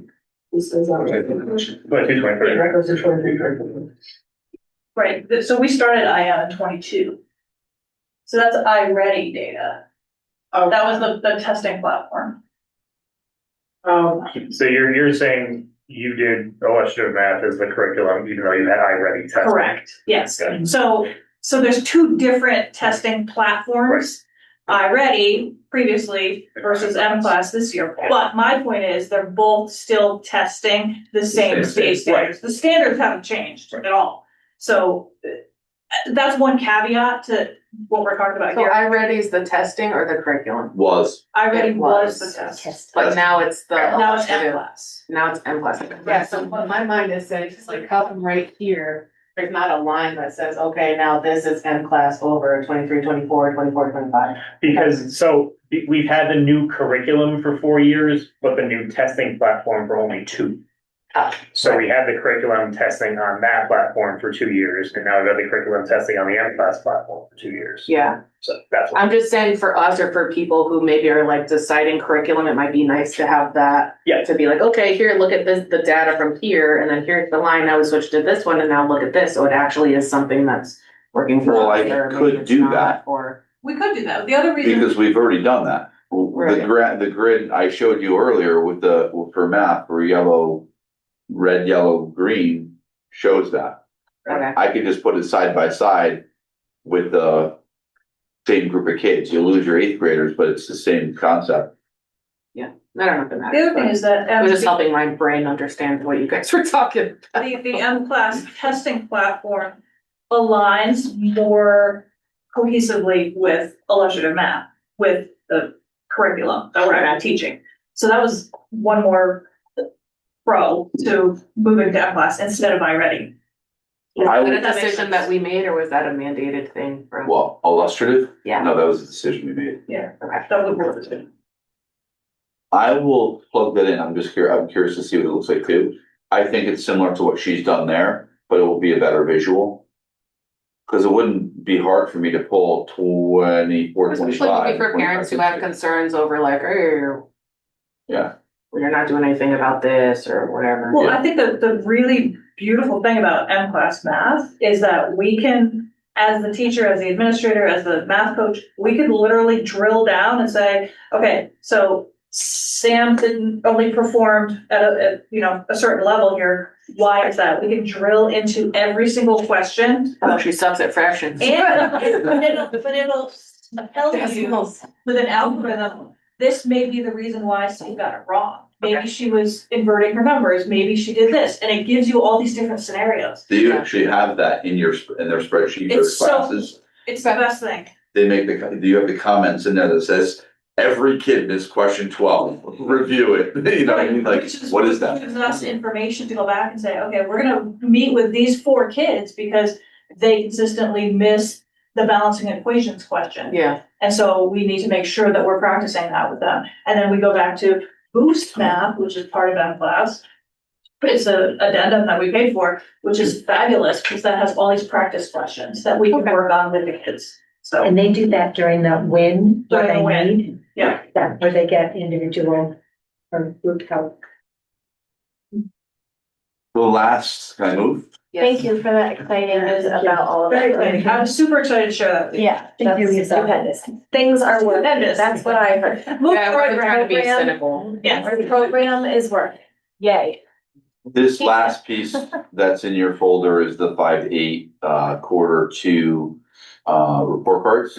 And so just again, the 1, 2, 3, 4s in 5th grade. And then you get to 6th grade, they still have the 1, 2, 3, 4. When it goes to 7, 8, it goes to the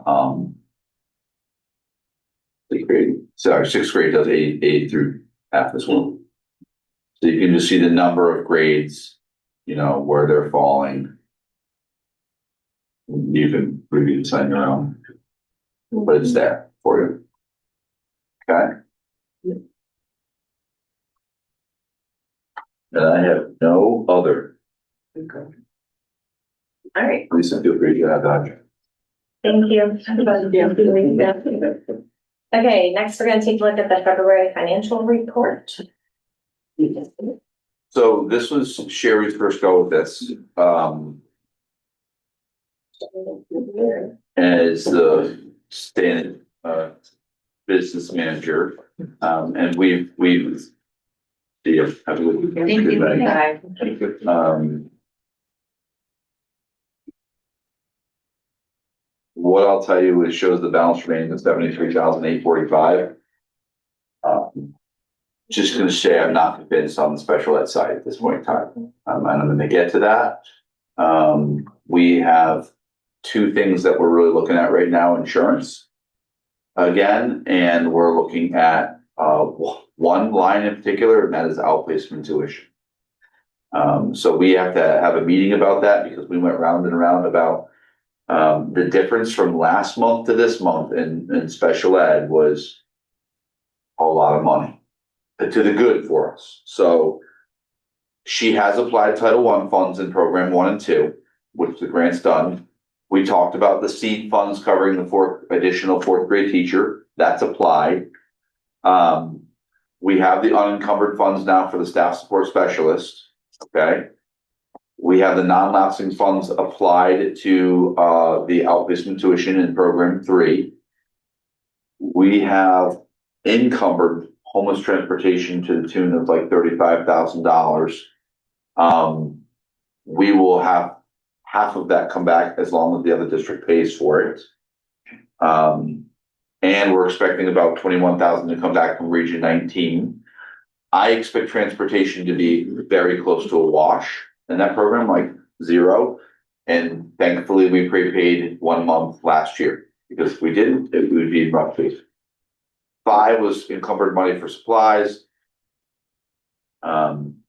6, we encumbered we reclassed some of the professional development money to Title II to move it off budget. Minimal change in utilities. Operations and maintenance, we unencumbered CES custodian, that's open. And encumbered funds for custodial substitutes, that's not budgeted. It's the first year with the number of custodians we've had out. We've had to make sure we have consistent subs. 9, we encumbered funds for Microsoft 365 and Zoom, and then minimal change in 10. What I'm going to do is I'm going to jump kind of just bang, bang, bang here if I can on your non-lapsing. This is again where you had, this is January. So you had 261. You have the 100,000 that is the offset in your 26-27 budget. So you can't pretend like you have that. You have so that brings you to 161. I have not applied this 43,000 yet, and we have not applied this yet. Okay, you have not agreed to do that. So realistically today, your non-lapsing account is 161,463. Okay. Now, this is where you were last month. You had a deficit. The budget was showing a $279,000 hole. Okay. We have spent a ton of time on this, closing POs, obviously budget's frozen, only approving specific things. So how do we get back to 0 and hope to stay healthy and above? I'm not recommending at this point yet, talking to Board of Finance, going there yet. I need some more time to make sure all the special ed outplacement is correct. We have the 70,000 is now applied. The non-lapsing of the 100,000 is applied. The 43,000 for the 3rd grade teacher has to be applied. We will get 2,000 more in excess cost. Seed has been applied. Seed has been applied for the bridges materials. Seed has been applied for the offset of the 3,900 that was already purchased. We already, it's already reflected for the staff support specialist for center school. We're now saving money on the staff support specialist not being filled for hall. That's the 14,000. As long as we get the 20,000 that we've already spent for district repairs, from that grant, that's everything has to be perfect here. As long as we get the 16,000 back for homeless transportation that I just mentioned, as long as we get the 7,900 for TRB, that's the retired teachers, as long as they pay their insurance, as long as we get the money from EO Smith, this is where we land. And this is about where the budget is showing on your first budget document in that 70,000 range. So there's a couple things on here that have not applied, but when I say it needs to be, everything has to fall into place just to stay above, that window is still really small. Really small. I put on the bottom of this, funds needed to complete the school year. Basically what is taking the punishment here is your supply lines, right? So, academic materials, I'm stretching our REAP dollars. That's the one grant that we don't have every dollar offset. I'm paying for that. any computer supplies, repairs, things like that, I'm not doing right now. Or if it's really important, I'll pay for REAP. We're not buying any library books.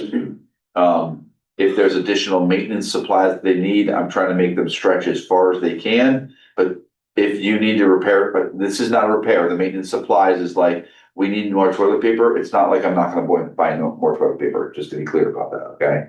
So you have to buy those things when you need it.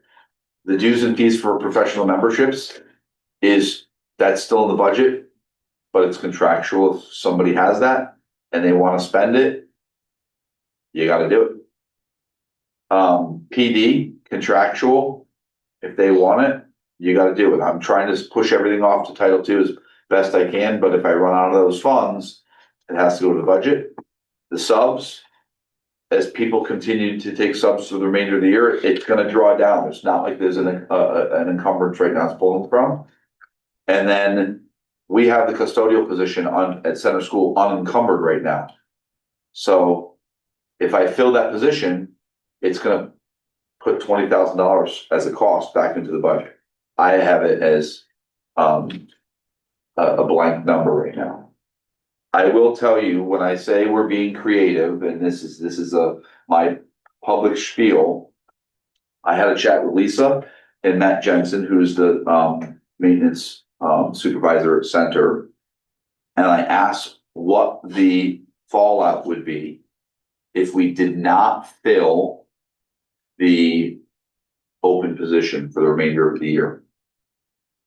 And what I would do is try and bring someone on if they would agree to sub in that position as a substitute, no insurance. It would be a sub for the remainder of the year. You would still pay them, obviously, at the sub rate. If we were in good financial situation, I could then fill that position with that person if everything had gone well. They would have the job, they would get insurance, but it saves us money not filling. And basically what we would do is that sub would then start at Hall School. They would team clean a team of 3 at Hall. Hall would still fulfill their hours. And then a team of 2 would move to Center and fulfill I think they can get in 8 hours. I still think they can do it. So, which is what you typically get at Center School at night. I just don't like doing that with a substitute that doesn't know the whole district routine. So I'm looking at all of those things as ways to fill the shortfall and stay out of the shortfall and hope maybe unfreeze the budget at some point. But again, when I say everything in this section right here has to go perfectly right, it does. I don't think we're out of the woods, but we're scraping.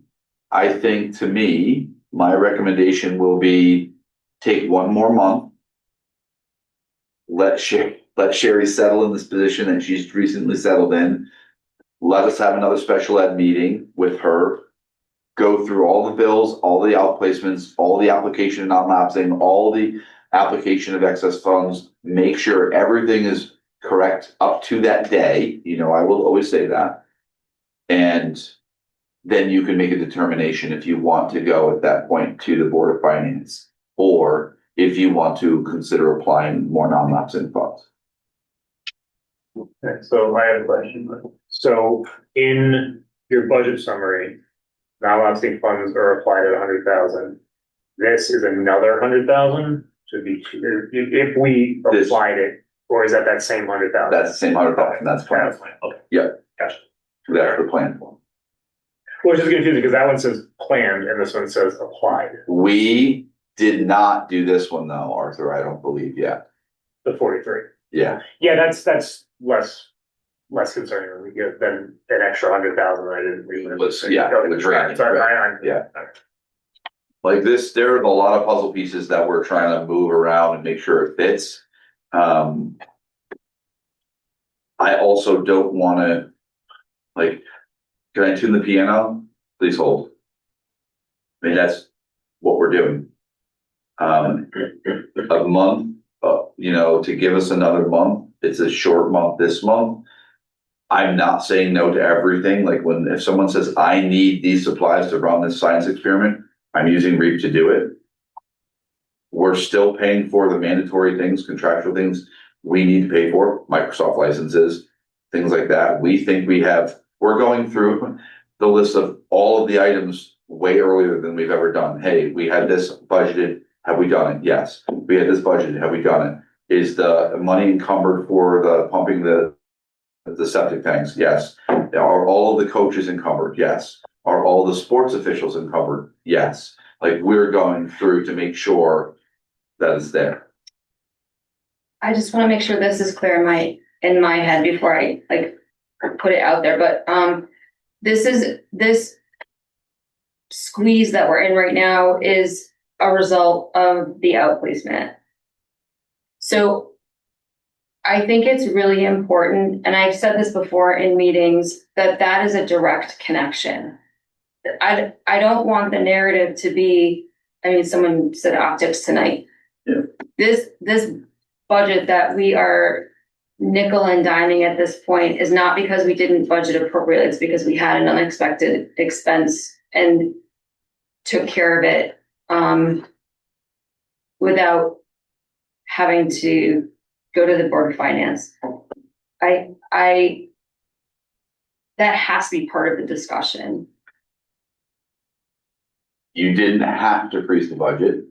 It was the right thing to do to see if we can cover the shortfall. But it is the 7th outplacement that's unbudgeted. That's what we're talking about. It is your shortfall. And So- again, you have to pay for the first $121,000. And oh, by the way, we don't expect any additional excess cost. So where we had planned for more, that's the other piece of the shortfall, Jen, is that it's not just the 7th outplacement. It's that we planned for, I think it was 417, to get 417,000 in excess costs this year, and we're getting $56,000 less. So that makes the problem even worse. It's those two things in this that's hurting us, because we planned for more money. We're only getting 361, I think. So I think if we go to the Board of Finance, if we end up having to go to the Board of Finance for funds, I think that we need to be deliberate in what we ask for. And I don't, this is the cart before the horse, but I think it should be a specific amount that kind of fills in the gap for what, on one of those things, what we spent, the outplacement or the excess cost shortfall. Yep. I just honestly think we need to be loud and proud about this stuff. And I understand that there's a lot of times that we have the opportunity to fund it, but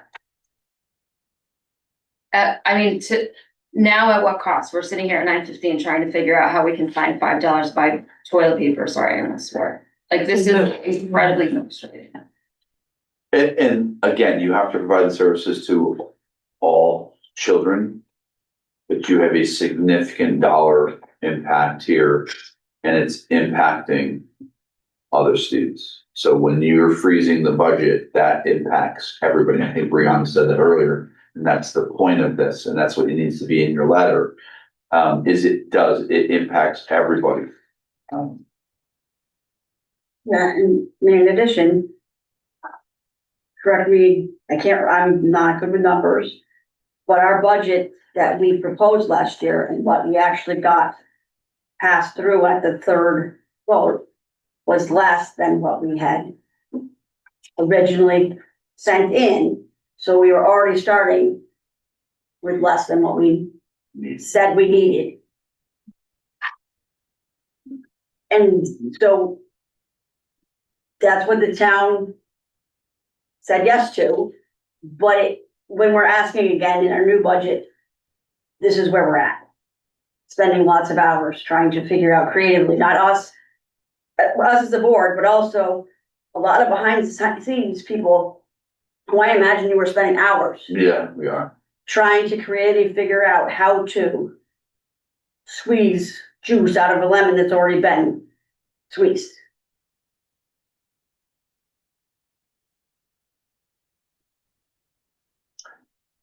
I feel a little better than where I was last month. I still need some time to make sure that everything has been applied. And I hope that this doesn't go south with, if there's significantly more needs, that's always the possibility.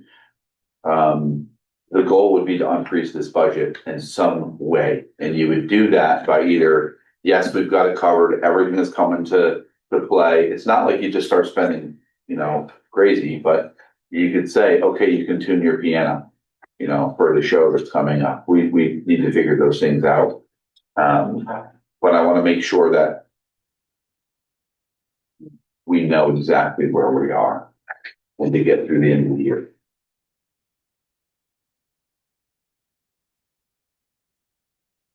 That's by financial reports. Not, We have spent a lot of time on it, let me tell you. I'm wondering if the Board of Finance might be interested in entertaining the idea of, very brief presentations at their monthly meetings of our budget summaries. So they go through a full year with us instead of us trying to explain everything in February through, not saying May again, but maybe if that group and then through them, the town saw every month where we're at, all of the things that are being done, because we say that creative measures are taken and extreme measures are sometimes taken. If that was more regularly presented, they would have a better picture, more in real time, more actively of what exactly is happening. We've never gone back to them either, right? We've always said that's the handshake, but I know, I think the point is, I think it would be really sour a lot of people if you did go back to them and the answer was no. Because if you can't afford to fund that final position, the agreement has always said, we don't keep a placeholder in our budget for an additional outplacement if they happen, right? That, I think that would not go so well, because that's always been the verbal agreement. Well, the reason why there's so much bending over backward and trying to cover it ourselves is because we know we work within a community with other groups. So we're trying to handle our business so that's not impacting everyone else as much as we're able to. Yeah. In other places, that may not be the case. This is what you gave us. Sorry, we need more. Fix it. So I think that, Bill, you especially and your team, with some support from us, really go way beyond trying to handle it within our own budget to the very best of our ability. And that needs to be recognized also. So I don't know about, maybe, I don't want to take up much of the Board of Finance's time by doing something like this, but maybe we could ask their chair or reach out to them somehow and just see if that is something they'd be interested in having, just so that they're with us more, rather than getting this huge thing dumped on them at this time of the year. This is what we've been through. It's been a rough ride. Yeah. Maybe that's something to think about. Okay. Thank you for that. We are moving forward with new business. We have a bunch of meeting minutes to approve, which we need motions for, and maybe we can do some bundling. A through D. All bundling? Let's bundle it. Oh, no, I can't do all of We them. can't bundle E. I'm gonna make a motion that the Willington Board of Education approve the following minutes. The regular meeting minutes, from January 13th, 2026.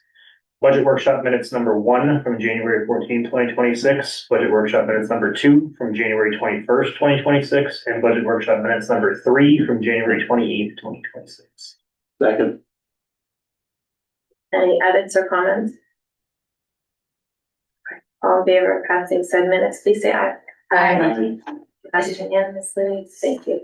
All right, new business, item E is the 2026-2027 superintendent's proposed budget, which we have spent a lot of time on for workshops for. And it is my understanding that we believe it is ready to send forth to the Board of Finance. Is there anything else we need to do or change for anybody wants to talk about one more time? If not, then we're ready to move on it and have a second.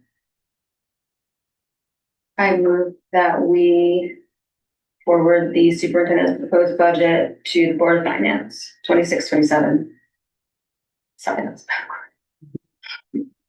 Second. Ooh. Do we have to say the amount? That's what I was gonna say. Then Do you have that in front of you? $10,697,100. Oh, wait. Oh, say it again. 10 million. $697,122. $697,122.00. Second. Or do you agree with that number? Yes, yeah. Okay. Did you have something else? Oh, no, okay. All right, if you're in favor of passing this motion, please state aye. Aye. Everyone, our proposed budget is ready to travel down the path on over to the Board of Finance, which will be sent to them tomorrow, Yep. immediately. Once I update it, it'll say BOE approved budget. Thank you. Last I knew, we were on their, itinerary to be presenting on February 19th. 19. The more of us that are able to be there, the better, and we can help field questions as a group. All right, old business, Well, why is new business continued down below? what? So it's separate. So that way people didn't have to stay for that part if they didn't want to. I'm fine with that. That's a solid thought. That was why. Yeah, no, just curious. Okay, in conversation about the budget, it has come to our attention that we have three votes in our town referendum. One is for the town budget, one is for the Willington Board of Education budget, and the third is for our participation in the Region 19 budget. So there has been conversation with Region 19 about putting together this rolling average concept, because that way every year we're not wondering what we're going to need to pay for that, because it does swing pretty significantly, sometimes one way or the other. So Arthur, as our representative from Region 19 and us, you've kind of been our point person for this. What else did you want to share? So we talked about it last time. I was gonna try to come back with a visual. I kind of get shot down on that, but I kind of got a sour reaction to that, only because the group who's doing this, the committee who's doing this, is concerned of information getting out too early or incorrect information getting out too early. They kind of want to hit those all at one time. I thought about doing an imaginary one, just kind of with some fake numbers, just to show you the difference in swings. I also opted not to do that because I don't want any bad information, fake information, because people take and run with it. So I opted not to do that either. Essentially, I have the minutes here from their last committee meeting, and they're planning to present to town officials this month. Okay. So, I'm not sure if they were planning to do it on, say, a Board of Selectmen meeting, or if they're just planning to meet with the Board of Selectmen. I'm not positive. Materials to the towns are scheduled to be in March. So that would be the time where they come and show all the stuff in March. So again, I apologize. I don't have a visual for it. I wasn't going to go against I wasn't going to argue too much. I wasn't going to go against what they were planning to do. I'm going to let them, do it how they plan. But it's just basically the concept of, instead of every year, you pay a different amount based on the cost per pupil and how many kids you have in the school, versus how many kids you have had in the school for the past 3 years as it kind of goes forward. Some years you pay more than technically you should, some years you pay less than technically you should, but the key point is that it's fairly consistent all the way through, instead of going up and down. Instead of 1 year you're paying it's an increase of 4%, the next year it's a decrease of 0.7% because you lost so many kids. That's really what they're trying to combat. It seems to be a lot easier than was originally thought. So it's, and every town seems to be on board. It wasn't a question of Ashford or Willington, it was really a question of Mansfield, but the Mansfield, what is he, budget director, the Mansfield guy in charge of the money had this in his old town and thinks it's a great idea, so that's very good for us, that's a very good outlook. So if everyone can just hang out until March, let them do their presentation and you can see the actual visual there, but it's a fantastic idea. Also, budget books for Region 19 came out today. I did not have my chance to run up there and grab it, so I do not know. But I will find out tomorrow. I have to get there tomorrow. We have representation on that committee. We do, Sarah Smith. Oh, our town, yes, our town, Sarah Smith, and they represent the town. Yep. Okay. So. That's probably. So we would have to watch agendas for selectmen meetings to see when that's up. Potentially, I'm not, I don't know If they're how they're gonna do it. Yeah, I don't know if they're gonna do it, like, is that in a board of selectmen meeting, or they're just gonna come down and discuss it. I'm not sure. And again, that does tie in with what we're trying to do because it impacts every citizen in our town. And sometimes people lump those two together in their heads. They have Region 19 and ours in their head at the same time. So I think kind of learning the distinction and understanding that they're trying to go a different route through 19 is a good thing for everybody to be aware of. Okay, do you already have a question? All right, so Thanks for doing the deep dive on that. yeah, well, thanks, that's good to know. Okay. That's another. Okay, we are ready to do our second round of present to speak. If you are online and you'd like to share something, go ahead and raise your hand virtually. If you're here in person, you can do so IRL, as the kids say. Looking for a present to speak, comments, questions. Good. Anybody interested in speaking this evening? Present to speak, present to speak, present to speak. Oh, scary, John. All right, thank you. Okay, agenda item 13 is regarding new business continued for a potential executive session. In order to go into executive session, we have to state the reasoning for it. There has to be a motion and a second and agreement. We have to be sure to state the time in, and then when we are finished, state the time out. And no voting or any decisions no voting can occur within the executive session. You also need to state if you're inviting anybody besides board members. Yes. Okay. So. State in the motion, I'm sorry. You need to state somewhere publicly. Okay. Does anybody, Well, go ahead, sorry. I didn't know the order. Do we have to first describe what we're going in for? I know it's a personnel matter, because That's the limit of your description. Can't go on that. so that's done, check. So now you need a motion? You do, but you need a bit of detail. Are you inviting Phil in, or is it just us? I move that we enter executive session under the category of a personnel matter regarding the superintendent's performance and evaluation. And we include just board members at this time. Is there a second? Second. Discussion. You can have discussion. We can invite after the fact or during, That's, Because I would like to include yeah, things that you can have an executive session of a personal matter without inviting the person. but you also have to have time to not have the person in there. So I guess the question is, you're allowed to have discussion without the person present, but you also should have the person present for it. Including. Can I say including? Well, yeah, because you want to make sure the person's included rather than not. Yeah, so. And then you could say. We could could actually send ask you the person, yeah, correct. You have to,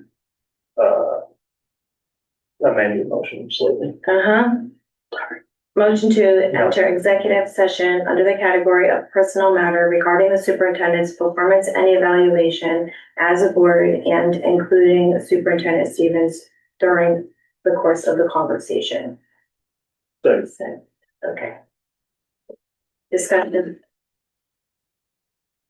Okay, all in favor, please say aye. Aye. That is unanimous. Okay, the WBLE will be entering executive session at 9:30. If you're on Zoom, you will be placed in an alternative location.